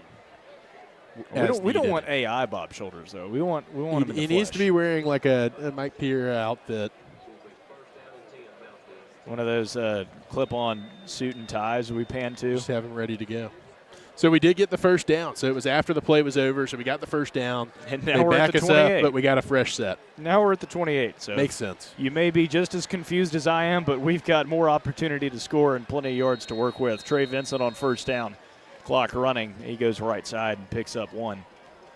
A lot of officiating tonight. A lot of officiating. A lot of Spartan touchdowns. A lot of Spartan. Hey, not a lot to complain about. And a lot of defensive 3-and-outs. Approaching 400 first half yards touchbacks from the Spartan offense right now, which is really the more impressive thing. 400 yards is a really good game for the Spartan offense, let alone a half in the second round of the Alabama High School State Playoffs. In Class 6A as well. 2nd and 9 from the 27, clock under 1 minute to go. You see ticking at the bottom of your screen, and this play blown dead. Get a timeout. by the Wildcats. Saw something they didn't like. We'll stay right here, Wayne. As we enter this timeout, we want to give a quick thanks. We talked about Charles Branch, but also Douglas Grant totaling stats for us each week. Clint Starling also with his Exo Stats app submits and sends in stats. So we appreciate all of their contributions and everything they've done so far throughout the season. We're going to hope that things go well in the second half and we have more football and the opportunity to play. Nothing's guaranteed, but we, are grateful that we're here each and every week. And again, not putting the cart before the horse, but we do have a bracket. So the game we're keeping our eye on is Parker and Muscle Shoals tonight. Couple familiar foes. The winner of our game here in Wildcat Stadium will take on the winner of Parker and Muscle Shoals. Now, I believe in our case for Mountain Brook, if we win, if Muscle Shoals wins, if we win and Muscle Shoals wins, Muscle Shoals will come to Spartan Stadium next week. If we win and Parker wins, we will travel for the second time this season to Parker. And that is correct. That is correct. That is correct. Could be our fourth time to play Parker in 2 years. There are 24 minutes and 48 seconds left of football, so we don't assume anything. However, that is the case that we're looking. Yeah, early score report out of Muscle Shoals, and they have the Swampers. I don't know if you've known that. So they say. Early report was a 7-7 first quarter tie. Sure, there's been some action since then. Not 21-0. Here's a 2nd and 9. Hoffbauer going to tuck it and run out of bounds around the 20-yard line. Clock stops with 39.2 to go. It'll be 3rd and now we're going to. Some hard-hitting analysis right here. Caden Hoffbauer's very fast. I mean, once he makes his mind up to run, he is almost always getting to that edge. He's not taking many shots in the field of play. It's just impressive. It'll be a 3rd and 1, really 3rd and inches from the 19, under 40 seconds to go. Bennett Jordan lines up to the near side. 3 receivers to the far. Stewart Andrews to the left of Hoffbauer, who takes this, throws, looking for Bennett Jordan, incomplete. And I got to say, I trust our kicking game, but I think with about 2.5 feet to go, it's 4-down territory. Yeah, if it already was once, might as well be again. 35 seconds left. So you'd really not want to give him the ball back again, but we're switching out the footballs and bringing out William Russ to attempt one in the cool night air. It is good to get the experience while you can and have the sense of security to fall back on a 35-0 lead, but we're hoping William can extend this one to 38 with 35.7 left to go from the 26. A 36-yard attempt is going to be waved off before it can count. It was wide right. Yeah, they went with the icing strategy when they called their timeout, so it just means we get to try it again. Whistle came in early. William went ahead and gave it the go, but didn't count. Didn't matter. Didn't happen. So, Wayne, I'll ask Jonathan if he can get that graphic up. Again, we're looking at our matchup across the state. Obviously, 6A, a pivotal playoff push, but what really matters are these round 2 games here tonight, first of all, and then second of all, I believe that game is being played in Muscle Shoals between Parker and the Trojans. That'll be, should the Spartans hold on, the quarterfinals will be next Friday. Parker now up 14-7 at half, which I wasn't listening, so you might have just said, but. No, you did. You got our score for us, so I appreciate it. You got to break the YouTube TV news. I get to break the Parker You do sideline reporting from the booth, being our research, stats, and analysis, as the well business as reporter our external communicator. I'm just glad the corporate bigwigs at YouTube and Disney could be the heroes today. Yeah, thank you for navigating that for back. all of us. A 36-yard field goal is no good from Russ, and Mountain Brook defense retakes their time on the turf with 30.7 seconds to go. Defense will try and get a quick stop and send us to the break, up 5 scores. Yeah, just a little too much draw on that one. A little too much right to left action, and okay. We can live with that. We can live with that one.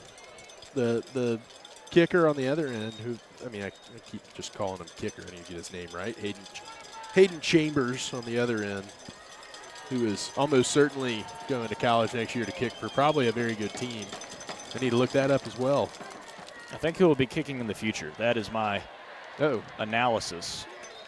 There's Adams on the carry on first down. Hayes Wendell hadn't been asked to do a whole lot tonight other than run sprints with the deep passes, but came up big with the tackle right there when needed. We need to get out of this half right now. Clock running, 13, 12, 11. Pass from Griggs out in the flat, complete to Shankles. Get out of bounds with 8.9. 9 seconds. If they get 10 yards here, they will try a field goal. And they will have a legitimate chance to put it through. Yeah, they need to get to the 50.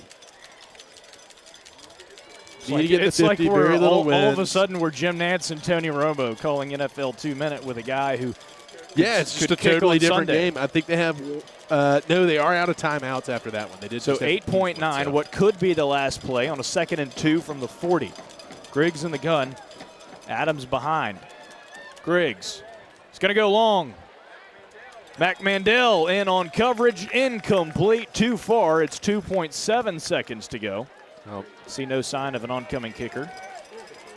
No, and with 2.7 seconds, it's try and get a long touchdown here. We'll just play sticks defense and move on.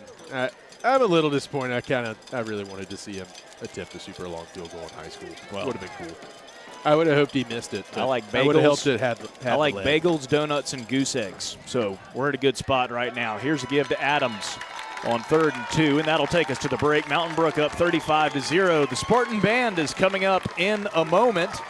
After that, we'll have some commercials and messages from our sponsors, but good guys on top. The boys in the road white and the chrome domes headed for the locker room. The Spartan Band is up next. Wayne and I will have analysis towards the end of the first half, but stay with us. It's the second round of the playoffs. Spartan football continues, and halftime when we return.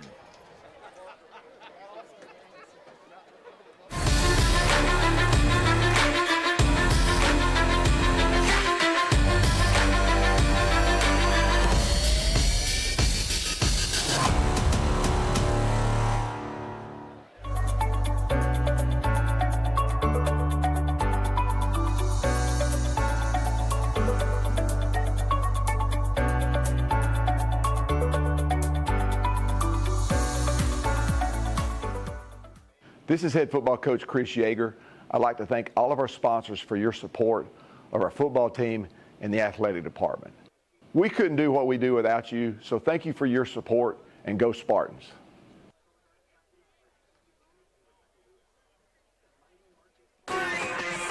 Baptist Health is on your team, where every play, every cheer, every moment matters. From everyday care to life's emergencies, we've got you covered. Our commitment to your care and the health of our community is at the heart of everything we do. Baptist Health, on your team, on and off the field.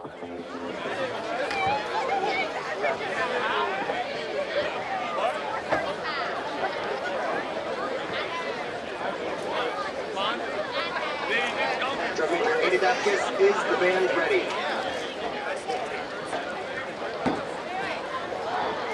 The mighty marching Spartans.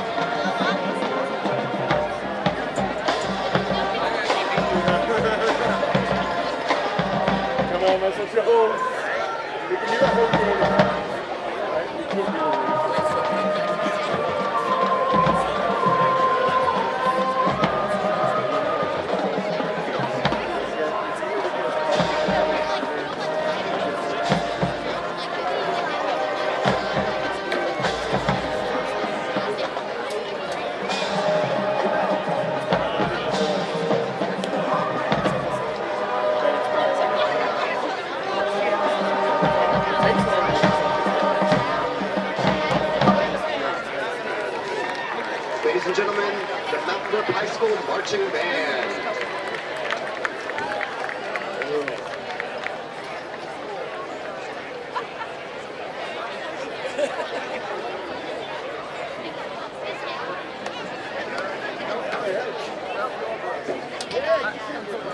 This is head football coach Chris Yeager. I'd like to thank all of our sponsors for your support of our football team and the athletic department. We couldn't do what we do without you, so thank you for your support, and go Spartans. Baptist Health is on your team, where every play, every cheer, every moment matters. From everyday care to life's emergencies, we've got you covered. Our commitment to your care and the health of our community is at the heart of everything we do. Baptist Health. On your team, on and off the field.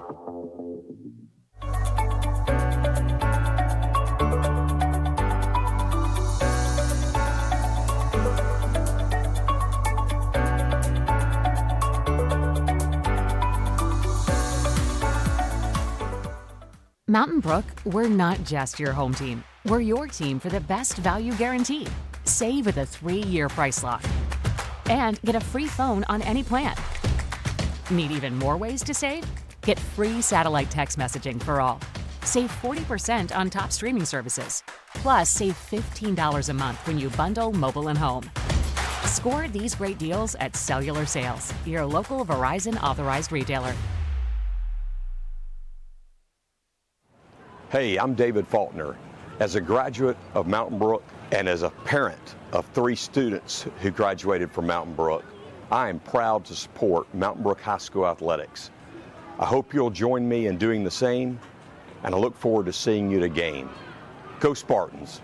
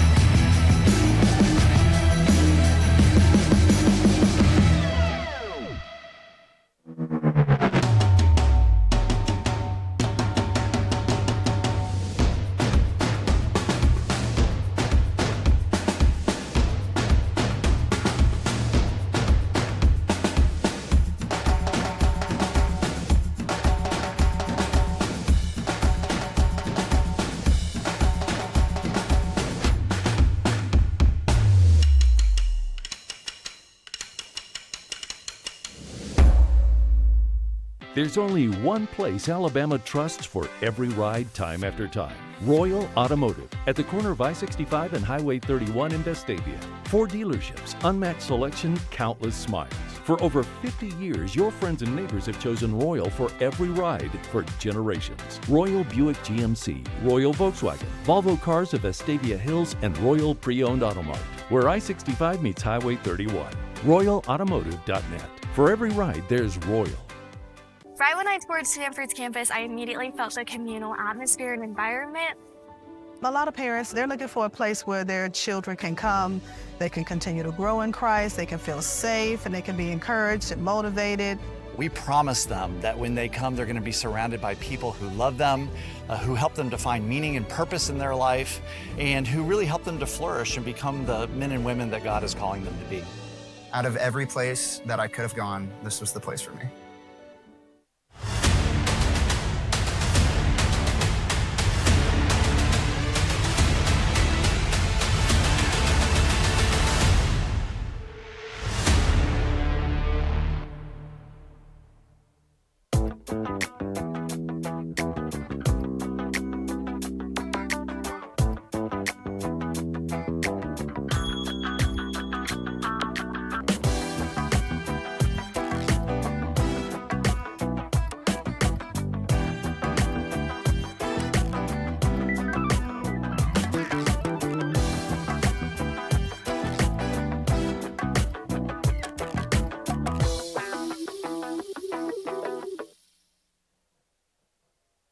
One might be tempted to say, "Excuse me, Mr. Grill Man, there appears to be a little extra burger on my burger." You're dang right there is.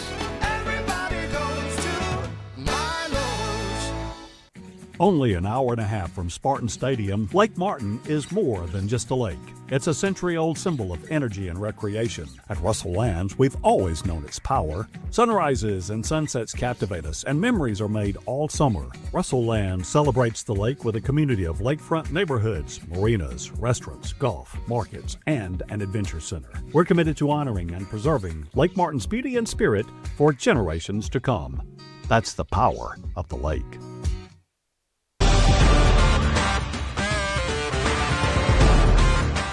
When it comes to your car, trust matters. At Vulcan Tire and Automotive, you'll always get the best price on tires, guaranteed. Our ASE certified mechanics handle everything from oil changes to brakes with honest advice and no commission sales. And we're proud to back Mountain Brook High School athletics because we believe in supporting our community. Vulcan Tire and Automotive, vulcantireandauto.com. There are no shortcuts on the road to success. It's forged by confidence, purpose, and determination.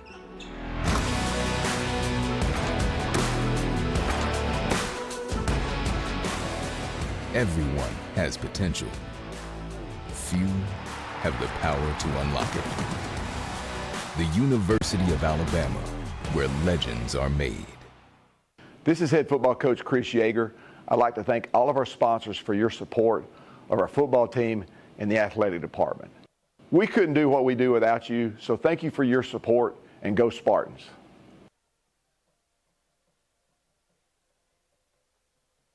It's a group of kids, 9 seniors, and so 10 returners from last year's team. We were 26-6, got beat in the Sweet 16. Really fast-paced team. They like to play fast. We're not the biggest team.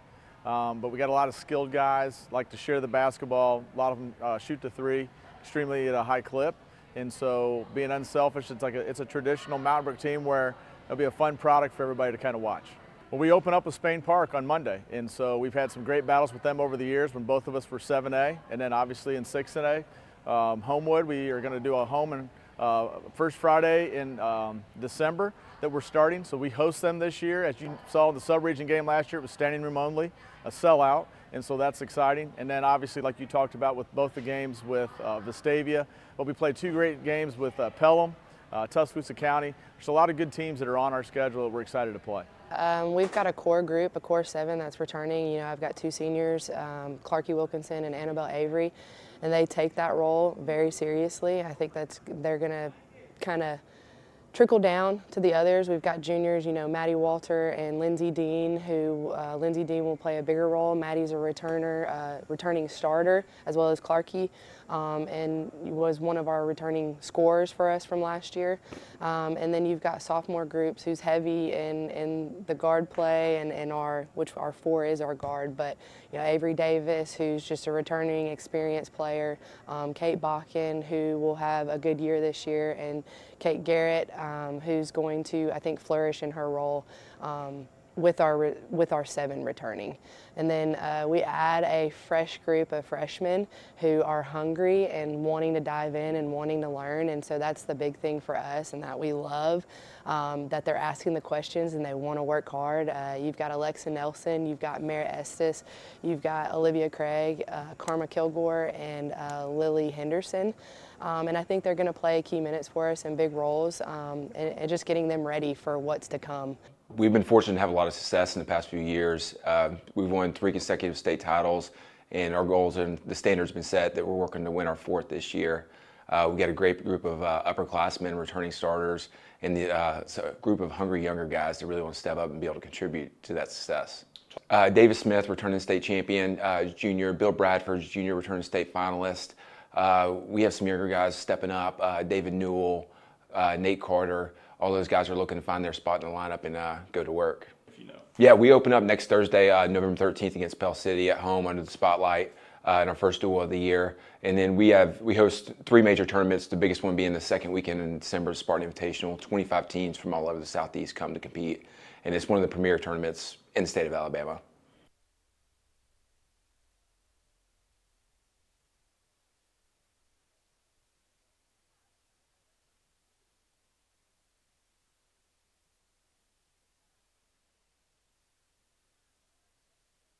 This is head football coach Chris Yeager.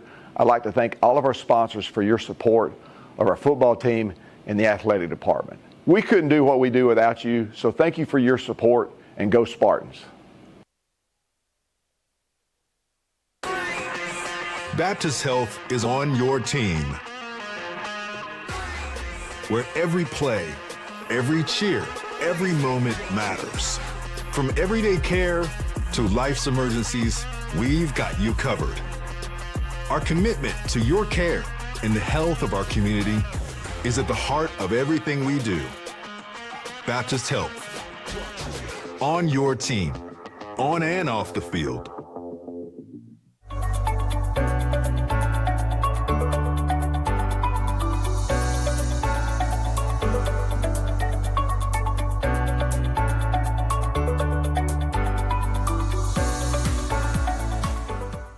Mountain Brook, we're not just your home team. We're your team for the best value Welcome guarantee. back into Save Wildcat with a Stadium at 3-year Fort price Payne lock. High School. Mountain And Brook get a free up phone big, on any plan. 35-0 over the Wildcats in the second round of the 6A playoffs. And Wayne, you said this in a text, and I'm just going to steal your thunder. This is like Chief 2s playing Hunter 3s in a slaughter ball game. Yeah, I didn't say that. I think that was Charles or someone else that said it. Somebody gets credit. That's a good one. Hat tip to you. For those non-Alpiners, that's the oldest age group and the youngest age group going at it. And 10th graders and 3rd graders. It's looking like it right now, but these are all the real deal varsity fellas. And, you know, Spartans just came out and played not flawless football, but darn close to it and capitalized on some early drops that Fort Payne had. They had a few plays there where they could have gotten a first down or two and really made some progress and put some points on the board. Missed a field goal early, but Spartans did not make those mistakes, and they're reaping the benefits of it. Up 35-0. I mean, and all the plays in the first half, William, we talked about the Hoffbauer runs and just the way he's able to capitalize on them. When he gets onto that second level because of maybe the scheme, he's able to turn those first downs into touchdowns. And I was also real impressed with the fight Trey Vincent showed after getting stuck for what would have been maybe a 3 or 4 yard gain and turning it into a 60-plus yard touchdown. Those are the type of plays, individual efforts that can really make a difference in a football game. Wayne, Charles has sent us some stats, and Clint has sent us some stats, and Douglas will total them up this week. But touchdown drives, 64, 74, 80, 79, and 79 yards. When you can drive the ball with ease quickly early on, score 2 quick ones, and then slow the game down, still have 5 scores at half. Your defense pitches an incredible performance, plenty of 3-and-outs. So far, no points for the Wildcats. Just overall impressive, doesn't do it justice. Yeah, dominant performance, and something we hope to continue, this whole playoff run. We're now a combined 73-0 through 6 quarters of playoff football, and I would wager to say there's not another team in the state with that kind of a stat line right now. Yeah, riding the wave while we can. We continue to go through these stats. Boyd Cooper, 5 tackles. Miller Lee, 2 tackles and 3 pass breakups. Trey Vincent, 3 carries for 86 yards and a score. Stuart Andrews, 14 carries for 67 yards and a score. And Mr. Houdini himself, senior quarterback Caden Hoffbauer, 5 of 6, 81 yards, 1 touchdown, 6 carries, 165 yards, 2 touchdowns, and as you like to say, a partridge in a pear tree. Yeah, poetic perfection right there. The wordsmith Willie G dropping every last Alabama reference he could. Alabama the band. And trademark. Another stat for you from Charles. Mountain Brook 1 of 3 on 3rd down and holding Fort Payne to 1 of 6. Only having the opportunity to have 3 third downs is just an impressive run from the offense, but just as impressive from the defense, getting off the field on 3rd down, allowing only a 17% percentage for the Wildcat offense. Total yards 404 to 92.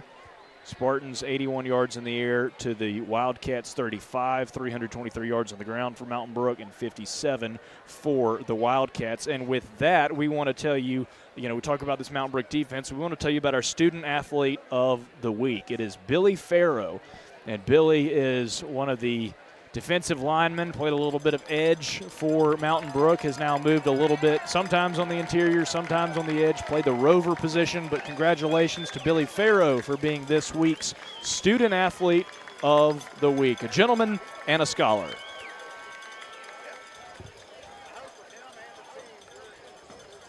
And I was told we are to not make note of Wayne's birthday tomorrow, so I'll cross that out.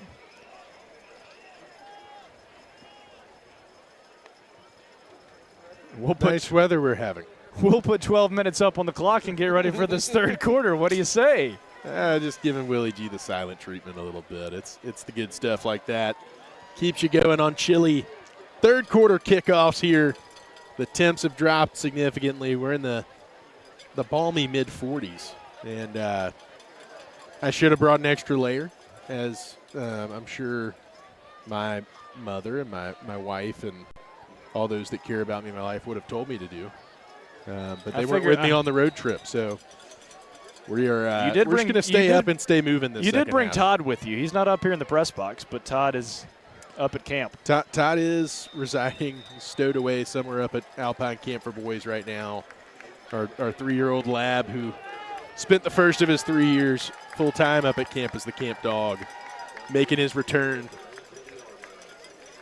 Today, he had a blast. Yeah. He is a very, very dirty, very tired dog right now. Todd will sleep well. He's going to be snoozing with the heater on in the back seat all the way back to Mountain Brook tonight. Crestline Park tonight. Mountain Brook back on the field. It's adjacent. A lot of people think it's one and the same, but basically the same. My zoning-centered attorney father would tell you that is not the case, nor would the property tax. Yeah, I mean, listen, if we need to use the second half of this playoff game as a lobbying session to annex in Crestline Park, I'm game I'll for do it. But I you think may the folks not, would you may probably not see us next week, but I think I'll the do folks it. would probably want to see and talk about the boys in gold, green, and white. And one of those is Payne Thorstad, who's in at right guard. Jack Peterson, the center, will set this in motion. And Hoffbauer stands alone in the backfield. 3 receivers to the far side, a 2nd and 8 from the 22. Flag comes flying, 4 seconds on the play clock. And a delay of game called. Yeah, got a false start. A false start, excuse me. Yeah, so somebody might have gotten down and set and then popped up a little too early. The offensive line, we got Rob Schanvogel working left to right here. And then playing left guard, William Tabb had just subbed out. Henry Jimenez is in. Jack Peterson at center, Payne Thorstad, and then Rocco Gray complete the 5 on the line. It's Stuart Andrews coming near side on 2nd and 13, breaks a tackle, breaks across the 40, down towards midfield. First down, Spartans, and another scurry for Stewart. Sam Smith with the pancake block on the edge. We don't really talk about blocking with the guys inside, but we're working the perimeter tonight, and so those blocks have been important. And that time it was just overpowered. Jake Collins is still fired up down there, the wide receivers coach on the sideline.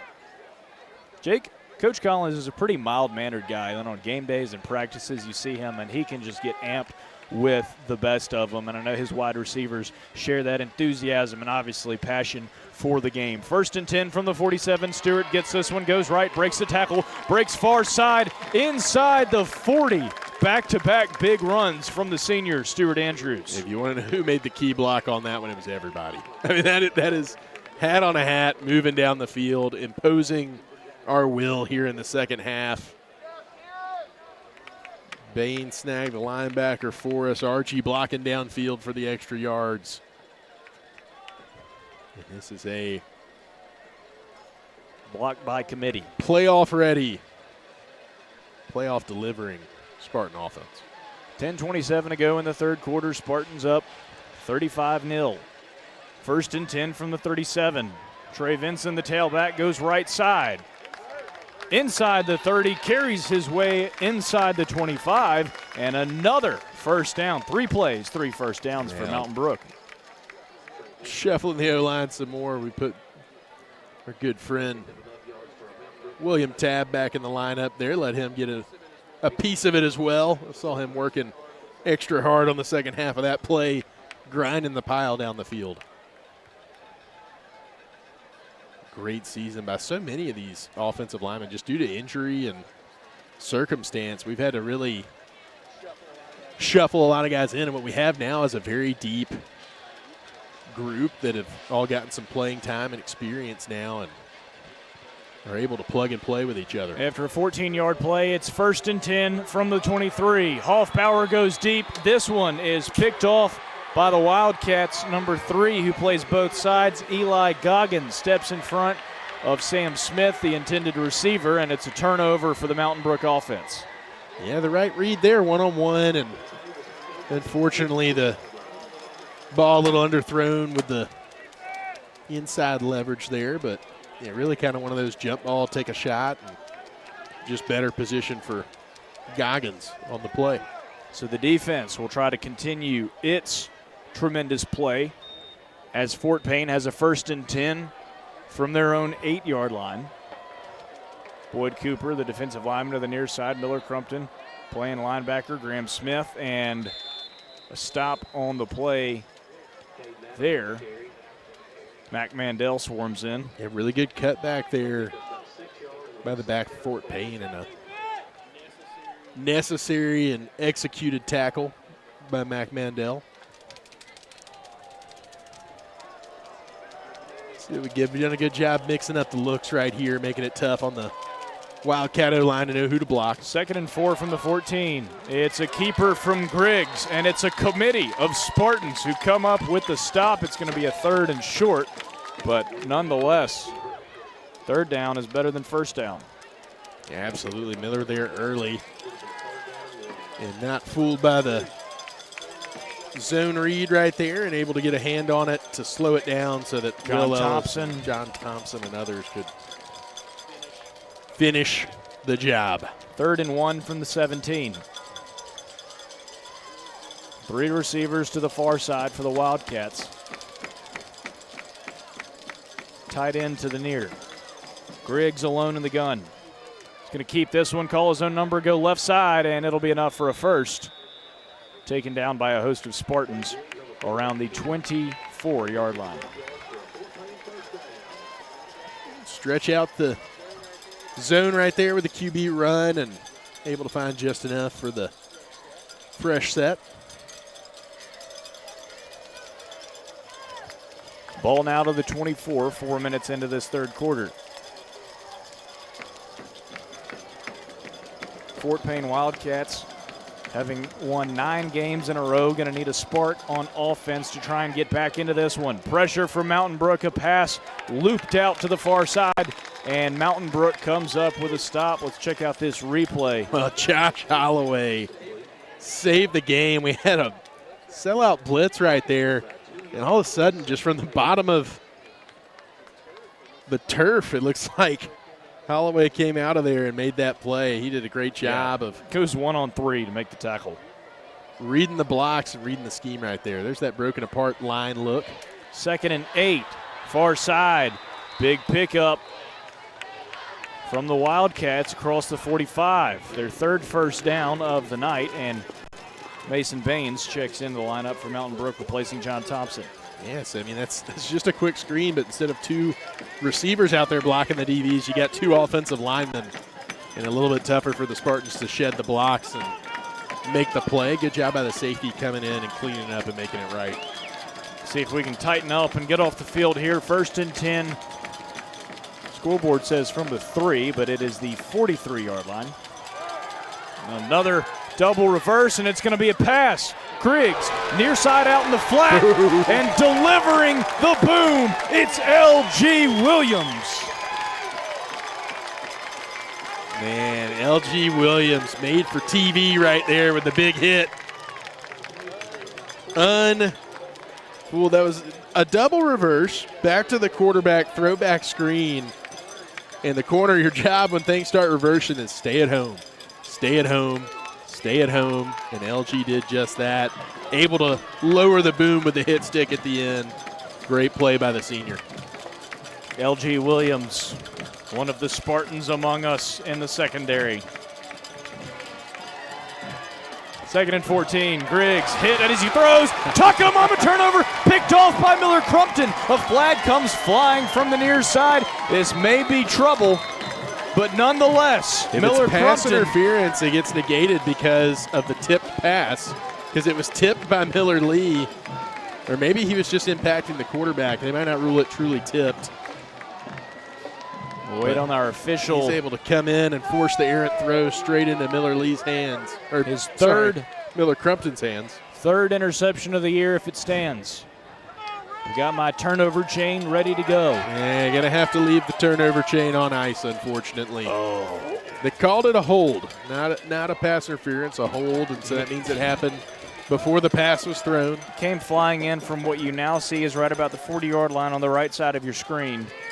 Yeah, and didn't necessarily see it live, but I think I saw the immediate aftermath. I think that was probably a good call. 2nd and 4 now for the Wildcats from the 49. 6:20 to go in the 3rd quarter. Griggs in the gun. Bad snap, and he breaks a tackle, but nowhere to go. Loses 5. Whew. Ready for another big game. Had my big game, big play call voice on there. But a 3rd and long now coming up for Fort Payne. Yeah, just when you get a break, you give one right back if you're Fort Payne. Bailed out, pulled the interception off the board, but then unfortunately Gray Anderson going back the other way. Applies the pressure. Luke Carroll checks in. Mayor Teague checks out. Great job by Gray and company to get in there and make the stop. It's now 3rd and 10 from the 43. 5.5 to go in the 3rd. Griggs in the gun. Miller Crumpton showing pressure. Here he comes. Griggs airs it out. Tests a man. Complete down the far hash. Brought in by the Wildcats. It's Chambers, the kicker. Yeah, that was a moonshot to the kicker.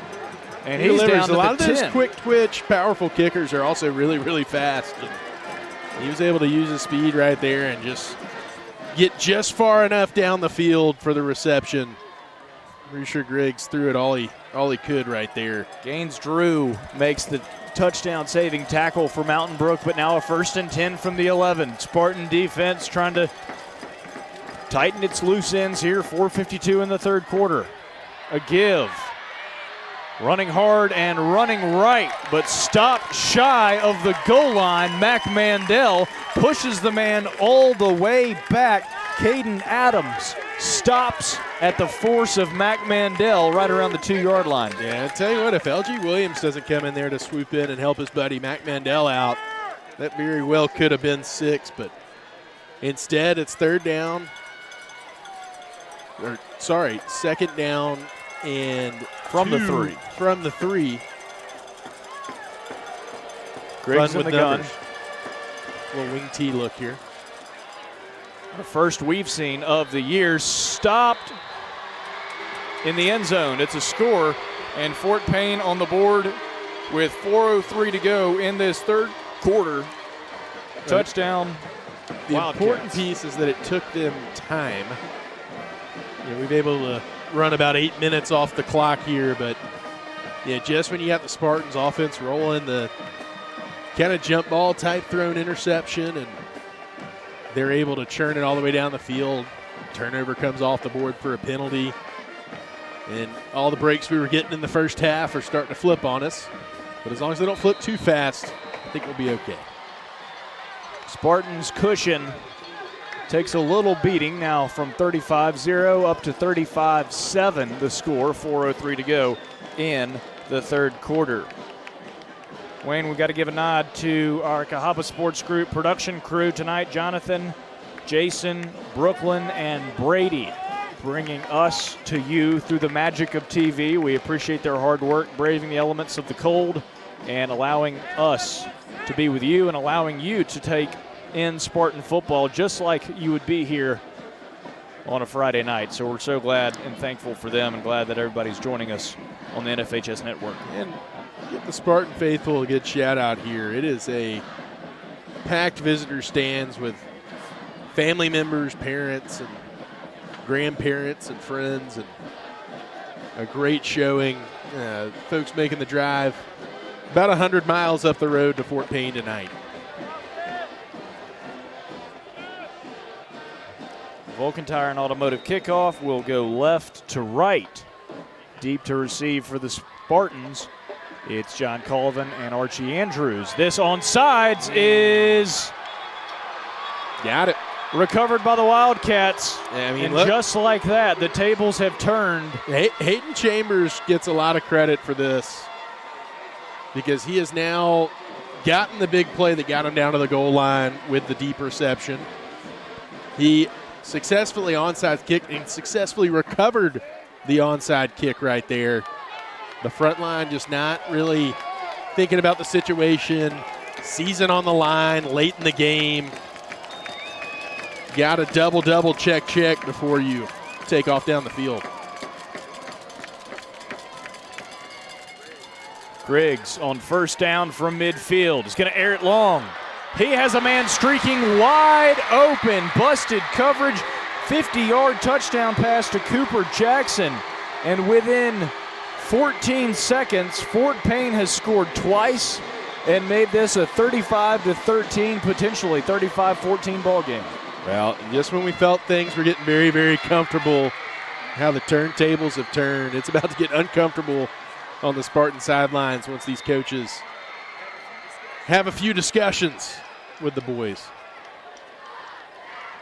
That is not what we were looking for in a three-play sequence. Fort Payne's last drive took 5 minutes and 29 seconds, according to Charles Branch. That one took 10 seconds, and now they're within 3 scores in literally a matter of seconds. Yeah, thankfully they kind of came so close back to back. It's got everyone's attention now. And that's exactly what's got to happen. You're going to start looking at each other and say, hey, guys, we're still playing football. It's not next week yet. We have got to lock in right here and pay attention. 35-14 the score. 3:50 to go, and Mountain Brook going to be a little more Miller Lee calling out play calls.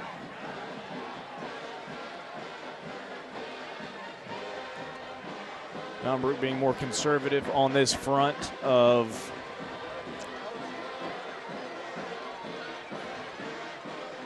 special teams, trying to get its lineup and assignment right. Players are calling to other players.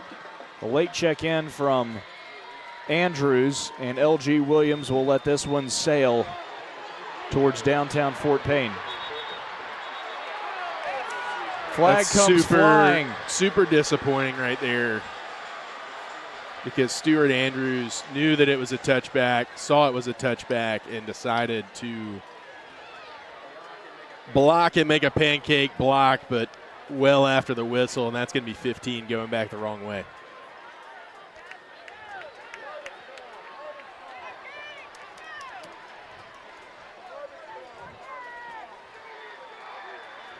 Wayne, the word discipline comes to mind, and it's and we had it great in the first half. And look, I mean, on that onside kick return, we had 2 double numbers on the field.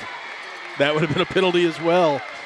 And pretty much ever since that jump ball was caught by Fort Payne, everything that we didn't need to happen has happened.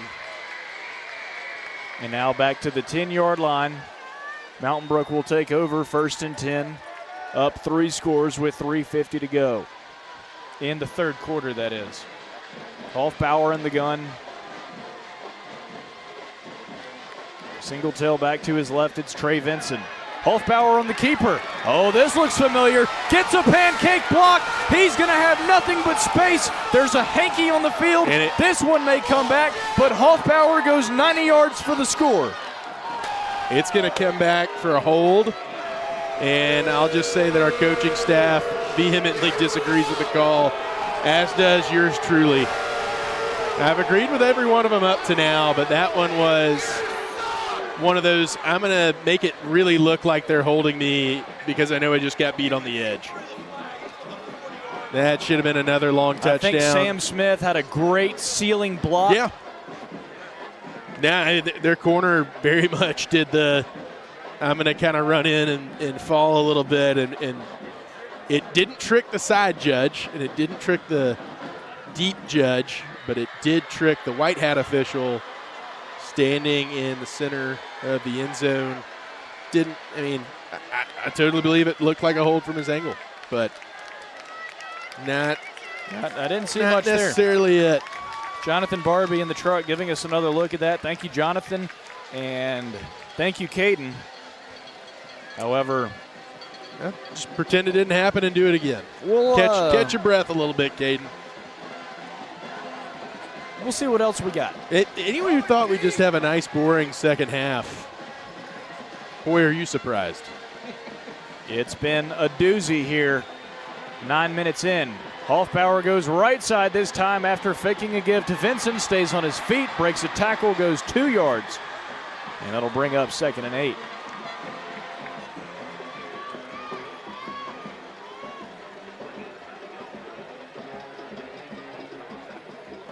Spartan offense just needs to settle in. They've not had any difficulties up to this point. Just take a breath. Keep running the rock.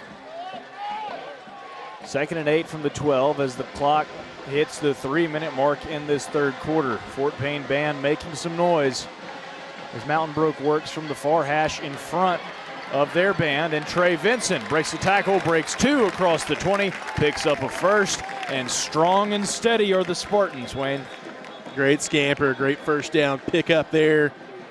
And unfortunately, I believe that's Rocco Gray still down on the turf. We'll get Jake Jordan out there and crew to see what's the matter and hopefully get us back upright quickly. As they take a look at him, we will take a quick commercial break and be right back. Spartans up 35-14 against Fort Payne, second round of the playoffs. Action returns after these messages from our sponsors. Hey, I'm David Faulkner. As a graduate of Mountain Brook and as a parent of 3 students who graduated from Mountain Brook, I am proud to support Mountain Brook High School athletics. I hope you'll join me in doing the same, and I look forward to seeing you at a game. Go Spartans!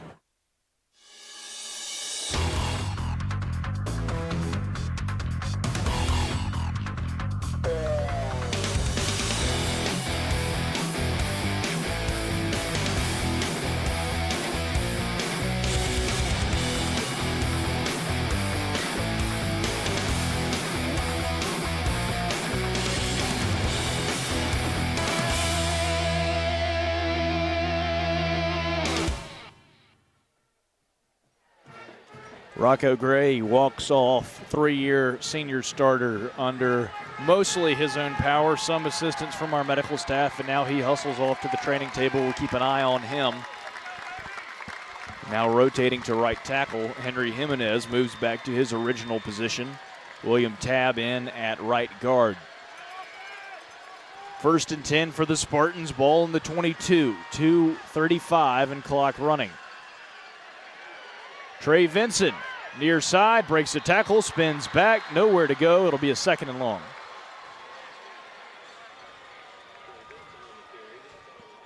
Yeah, just got to keep coming back to it. This is, you got a lot of adversity hitting at the same time. And the only way out is through. And Wayne, a good reminder for everybody is that as much as we get caught up in the emotions and the swings, that's the beauty of high school football, right? And so who is going to be able to be disciplined and self-controlled and execute when they need to execute? Looks like we got a timeout on the field. We'll stay right here. This one's taken by Fort Payne with 1:54 to go in the third quarter. But as the emotions swing, as the score fluctuates, and you're still in steady control up 3 scores, how sound and how based can you be in your fundamentals to execute what you need to do? And that's the name of the game. You fall back to your training. You fall back to what is my body used to doing in these situations when my brain and my emotions are all over the place. And, the disciplined mind's able to step in and say, hey, let's calm the ship. We're the same team that, the whole first half posted a 35-0 score, and we're still that same team right now. Do we need to go kickoff safe from now, or kick return safe from now on? Yes. Probably so. Not even probably so. I'd say definitely. Do we need to, settle in? The busted coverage thing is going to happen sometimes, and they were able to throw a great ball pass. And take advantage of it. And, line up, play the next one. That's why you got strikes in baseball. 1:54 to go, 2nd and 9 for Mountain Brook. Here's a give to Stewart, who trudges his way forward up the middle across the 30. That'll bring up a 3rd and short. Stewart back in the mix. And Rocco back in the mix as well. That's awesome to see. The senior, all everything, all position playing. Just current right tackle back in the lineup. Just needed a quick sip, and he's back in. Yeah, got a little bit more tape on the body, and Rocco probably just say, tape it on, we're ready to play. Get me back out there. Bane Thorstad stepped in his place for a couple of plays, and now a 3rd and 1 from the 31. Hoffbauer gives it to Stewart, and Stewart gets the necessary yardage. First down, Spartans. Let's move those chains. There we go. Had to have it right there for momentum. This is going to allow us to take it at least to the end of the 3rd quarter here, barring a touchdown or turnover. And that's exactly what we want. We want the 4th quarter to go up with a 21-point lead and us having the ball with 12 minutes to burn. 16 on the play clock, 15-14, so at least 2 more plays. Here's a 1st and 10. Hoffbauer on the keeper, going left side over left guard. He'll cross the 40 down to the 42. 2nd and short coming up. One of the least effective quarterback runs of the night, and it was 9 yards.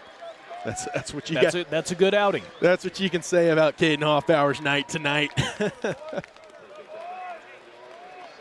Anybody that came up here to spend their dollar in Fort Payne is enjoying the offensive output on both sides, but really the Mountain Brook offense and defense. High potency, 5-4-3-2. We send this one to the end of the 3rd quarter. 12 more minutes on the clock. Mountain Brook is 12 minutes away from the quarterfinals, making its return. Would be for the first time since 2023, but we'll see what this one has in store when we return after this.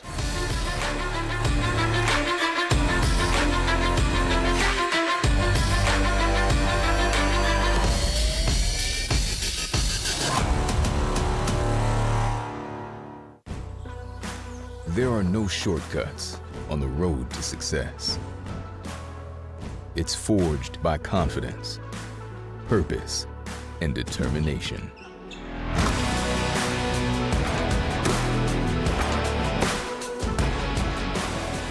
Everyone has potential. Few have the power to unlock it. The University of Alabama, where legends are made.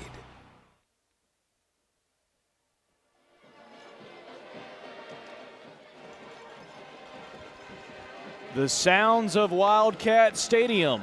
A little bit of mountain music tonight in Fort Payne, but Wayne, I don't know about you. I'm in a hurry to get to 0-0-0 on the clock. Mountain Brook up 3 scores. Offense is on the field on the 42-yard line, driving and trying to stretch this lead out and possibly put away the Wildcats. On a 2nd and short, Hoffbauer keeps it rolling left across the 45 near midfield. First down, I Mountain love Brook. that play call right there. We come out, quad receivers down at the bottom of your screen, and we just trust our big fellas on the front line to push Fort Payne's line down the field and let Caden just run on right behind him. So for some of our over-the-mountain and Birmingham counterparts, Homewood leading Hartselle 24-17. And Parker and Muscle Shoals knotted up at 14 after 3 quarters of play. We've got our eye on that Parker-Muscle Shoals game. Should we hold on, we will take on the winner of that contest taking place tonight, I believe, in Muscle Shoals. But for now, 1st and 10 from the 48. Hoffbauer calls his own name again. Swallowed up in the backfield. No gain on 1st down. Yeah, that time it was Mason Chandler, a 6'3", 240-pound defensive end, knifing through the line and able to get to Hoff before he was able to get back to the line of scrimmage. Wallace Hunter in for Trey Vinson for Mountain Brook.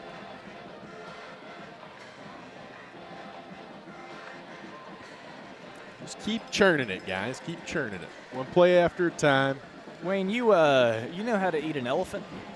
One bite at a time. One bite at a time. That's how you eat a Stevie B's buffet as well.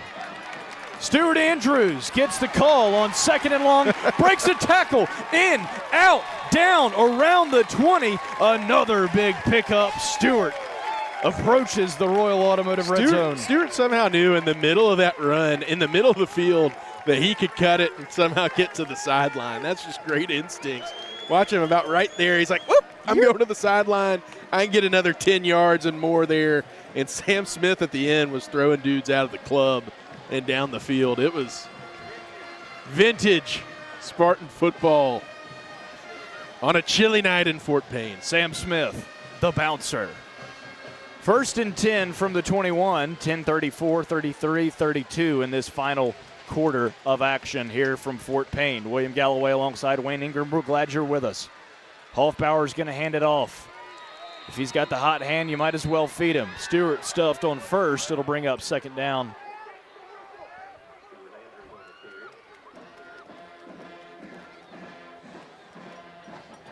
And we've got look to the sideline here. Plenty of time. We're going to probably get our call in with a little less than 20 on the play clock and then let the boys try it again. And it's kind of tough to play in this rhythm when you're not getting to play, a few snaps in a row. The defense has a little bit more time to recover, but it's the smart thing to do to secure victory. 2nd and 10 from the 21. Ball on the turf. Hoffbauer loses it, recovers it, and he will wisely fall on it in the backfield. It'll be a 3rd and extra long right around the 29-yard line. Yeah, and settle in. Survived it, recovered it. On to the next one. On to the next one, and, start thinking about it. 3 points really doesn't make it more than a 3-score game. I know it's weird, but it's a 21-point game. 3 points makes it 24 points. If they go for 2 every time, they only need 3 touchdowns. So I think this is 4-down territory if you can get a chunk of yards here to make it somewhat reasonable. The marking is on the 26. It's a 3rd and 16. Hoffbauer throws near side, goes for Archie Andrews, hauls it in. What a catch. Mosses his man around the 11. It's going to be 4th and either really short or just enough for a first. They hold up the fist, 4th and short. How about Archie Andrews bringing in his 11th reception of the year? I mean, Archie's just a playoff force to be reckoned with right here. And then, man, throws his guy off. Just about got it. Throws himself backwards. Really not a super favorable spot right there. Probably could have gotten another half yard, but I think we do have to get about all the way down to the 10-yard line for the first, it looks like. A little tricky with my angle here, but 4th and 1 from the 11. Spartan Stampede, Mountain Brook moving quickly. Hoffbauer with an empty backfield, 2 receivers to the near side. Timeout taken by Fort Payne. They don't like it, nor should they. Mountain Brook was trying to move quickly. 8:05 to go in the contest. Timeout on the field. And with that, we will take you to what is next week in athletics for Mountain Brook, and then we'll get back to some analysis here on this 4th and 1. I got a great stat while we're flashing it up. All 3 of our primary ball carriers have over 100 yards tonight. Great job, Charles. Is that good? Awesome. I think that's good. That's pretty good. Brassfield and Gorey brings us next week in athletics. A little basketball action as we kick off and continue our start of the winter sports season. And football playoff quarterfinals, that's TBD, but certainly got our eyes on next Friday. A little bit more basketball, swim and dive state championships taking place. Good luck to our Spartans next weekend. A little bit of bowling on Thursday, basketball home on Thursday, and Trip Galloway with a big birthday next Thursday. So happy birthday, Pop. And we thank Brassfield and Gorey for their support of Mountain Brook Athletics. All right, Wayne, 4th and 1 for Mountain Brook from the 11, 8:05 to go.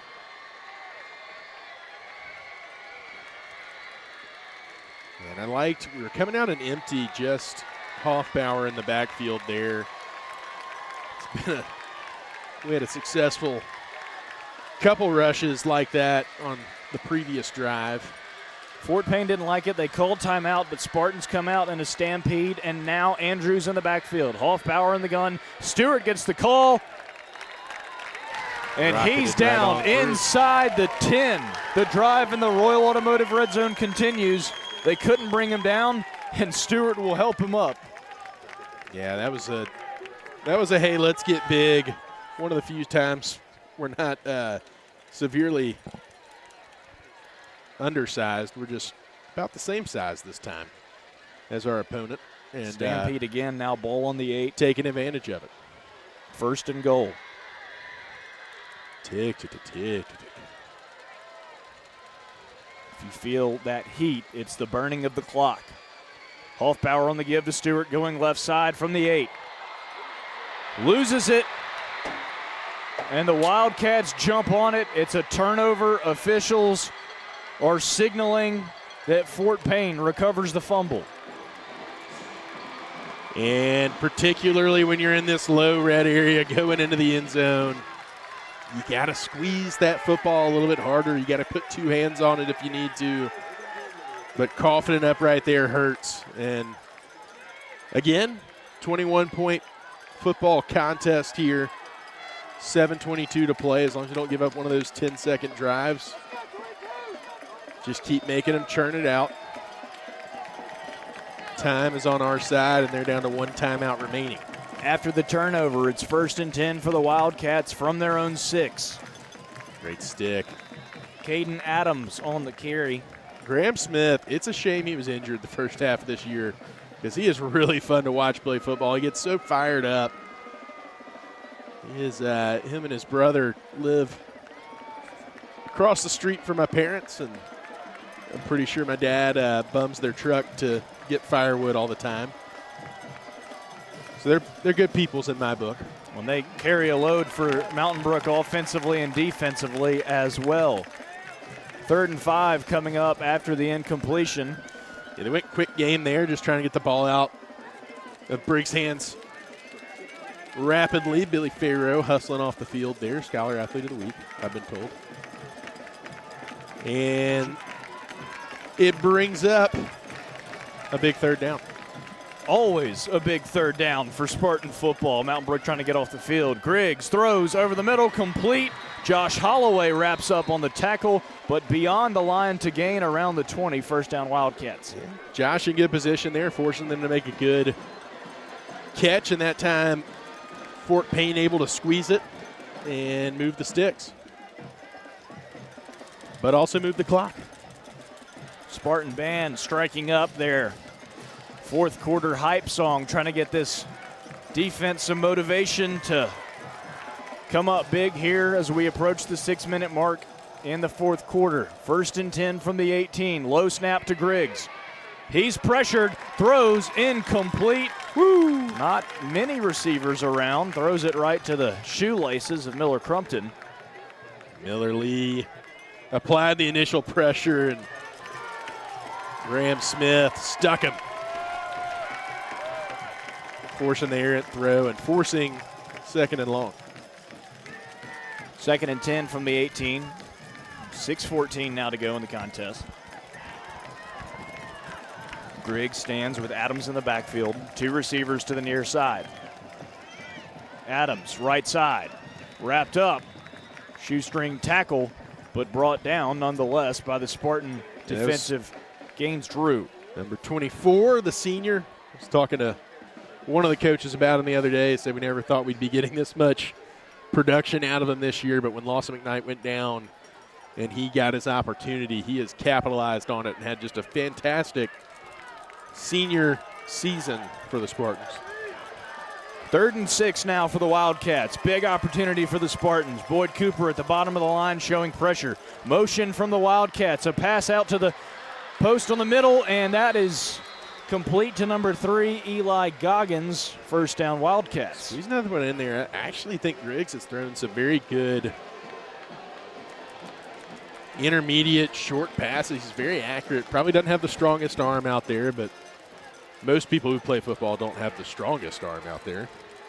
Can only be one guy with the strongest arm. But he is dealing it right now, and the drops in the first half are becoming catches in this half. But time, once again, going to be a factor here as well as score. 1st and 10 from the 32. It's a handoff and now a fake and a pass, a booming hit, but Hayes Wendell comes up, nearly intercepts it. It's an incomplete pass off the fake. Hayes is going to want that one back, but nonetheless, it's a stop to bring up a 2nd and long. Yeah, if you avoid one of our initial pressures from our defensive line, you better have in the back of your head that 43's coming. I mean, that's about the 3rd time we've called it out because it keeps happening. He'll wake up and feel that one tomorrow. I'm glad I'm on good terms with Graham Smith because I would not want to feel that type of hit. Adams on the carry. He breaks the tackle, shoves the Spartan to the ground, tries to do another across midfield. Clock continues to roll as Wildcats trip themselves into Spartan territory. Caden Adams runs with a ton of juice. I've been impressed with his limited reps here tonight. He's really kind of considered the second back of the two, but he's certainly performed the best tonight. 1st and 10 from the Mountain Brook 47. Griggs and Adams in the backfield. Screen pass to number 17, Riker Shankles. He's met by the Spartans. Miller nearly got yet another pass breakup and had to settle for hustling outside and making the tackle for us as the consolation prize.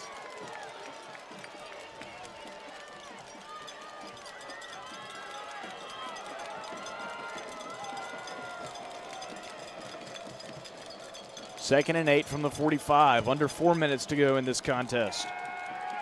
Griggs fakes a give, rolls out, throws deep, got a man, complete. Inside the red zone. Tackle made by Miller Crumpton. Pass hauled in by Mason Chandler. Yeah, that time it's the tight end slipping out of the formation. Zone coverage there for Mountain Brook, not quick enough to spot it. And they're able to get the completion as the clock continues to run. Just under 3 minutes and 40 seconds remaining in this football contest. 1st and 10 from the 19. 3:30 left. Griggs fakes, throws, near side, back of the end zone. No flags, incomplete. Mac Mandel in on the stop in the secondary. Great defense by Mac right there. Running stride for stride, step for step. Not permitting any space for a football to slide in. 2nd and 10 on the way from the 19.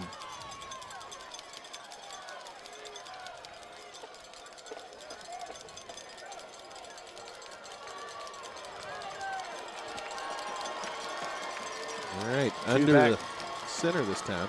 Griggs under center, 2-back set, and he's going to hand it off to Adams, who breaks the tackle in the backfield. Tries to break another and take him down at the 20. Holloway, I believe Ellis possibly in on that. And I keep calling out, it's not always the guys that make the tackle. That time Billy Farrow was able to knife into the backfield and grab just an ankle or a shoelace, and that slows up that back, throws him off course just enough to buy the extra time these linebackers need to track him down. That's such a massive little play that you normally wouldn't shout out, but it's made a big difference tonight. Going long, near side. Luke Carroll bats it away as the pass is intended for Eli Goggins. How about the sophomore? And Goggins had to flip and turn into a defensive back there. Little roll reversal. And it brings up a 4th down, and I would say with 2 minutes and 53 seconds left, the ball game. From the 20.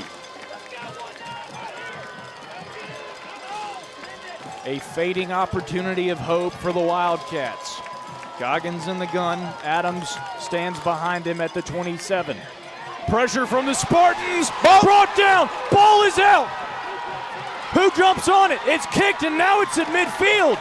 Recovered by Luke Carroll at midfield, and Mountain Brook.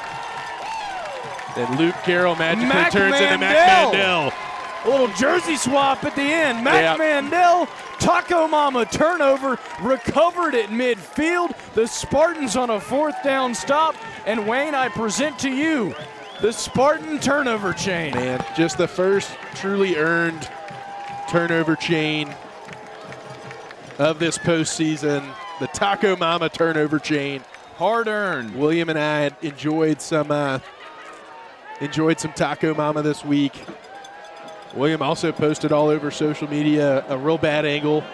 I don't have many good angles right now, but well, here is a 1st and 10 from midfield for the Spartans down to about the 45. And Wayne is rocking the chain tonight. Check this out, folks. Turnover chain has made its return for the playoffs. We're fired up, and we're up 3 scores with 2.5 minutes to go. And not my first time to wear a chain here. Acting like I've been here before. As we should this deep in the playoffs. And if you listen, just we've survived the chaos. Fort Payne made their last grasp right there. They had the sequence of interception, having Mountain Brook's own interception overturned, them hitting a deep shot, them scoring a touchdown, recovering their own onside kick, the kicker recovering his own onside kick, and then a deep shot touchdown. And Mountain Brook has continued to weather the storm even after a red zone fumble right there. Coming up with a stop on 4th down. Just proud of the way the boys continue to answer the call. Tick, tick, tick. 135, 134, 133, folks. If you're busy next week, cancel those plans. Mountain Brook is going to survive and have playoff football in the quarterfinals, returning to the quarterfinals for the first time since 2023 in the loss at Clay Chalkville. Yeah, if we can get the sticks one more time, we can go ahead and start staring a little harder at that Muscle Shoals Parker score and decide if we need to fire up Spartan Stadium or get ready to hit the road. Timeout on the field taken by Fort Payne. It'll be a 4th and 4 coming up with 1:02 left to go.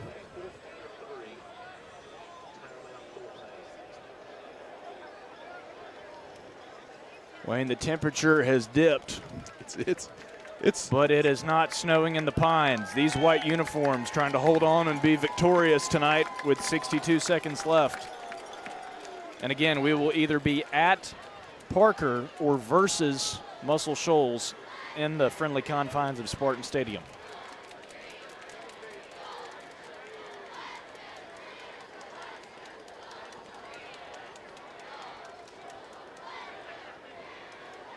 And I am going to peruse the World Wide Web here.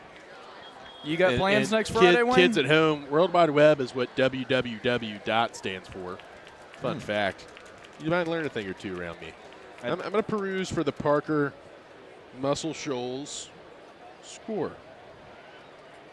It's going to go beep, boop, bop, beep, bop. Muscle Shoals 17, Parker 14. And it's saying final? Final. Hold on. Parker Thundering Herd going down. With internet searches to get multiple verification. I do trust that Twitter account, the Encore Rehabilitation, but it looks like we might be back at home next week versus the Muscle Shoals Trojans in the quarterfinals with a spot on the semis in the line. Muscle Shoals, the Trojans, the Swampers, they've got both. And we have confirmation from Charles Branch. There will be a new champion in 6A football this year. Parker does not have the opportunity to defend its title.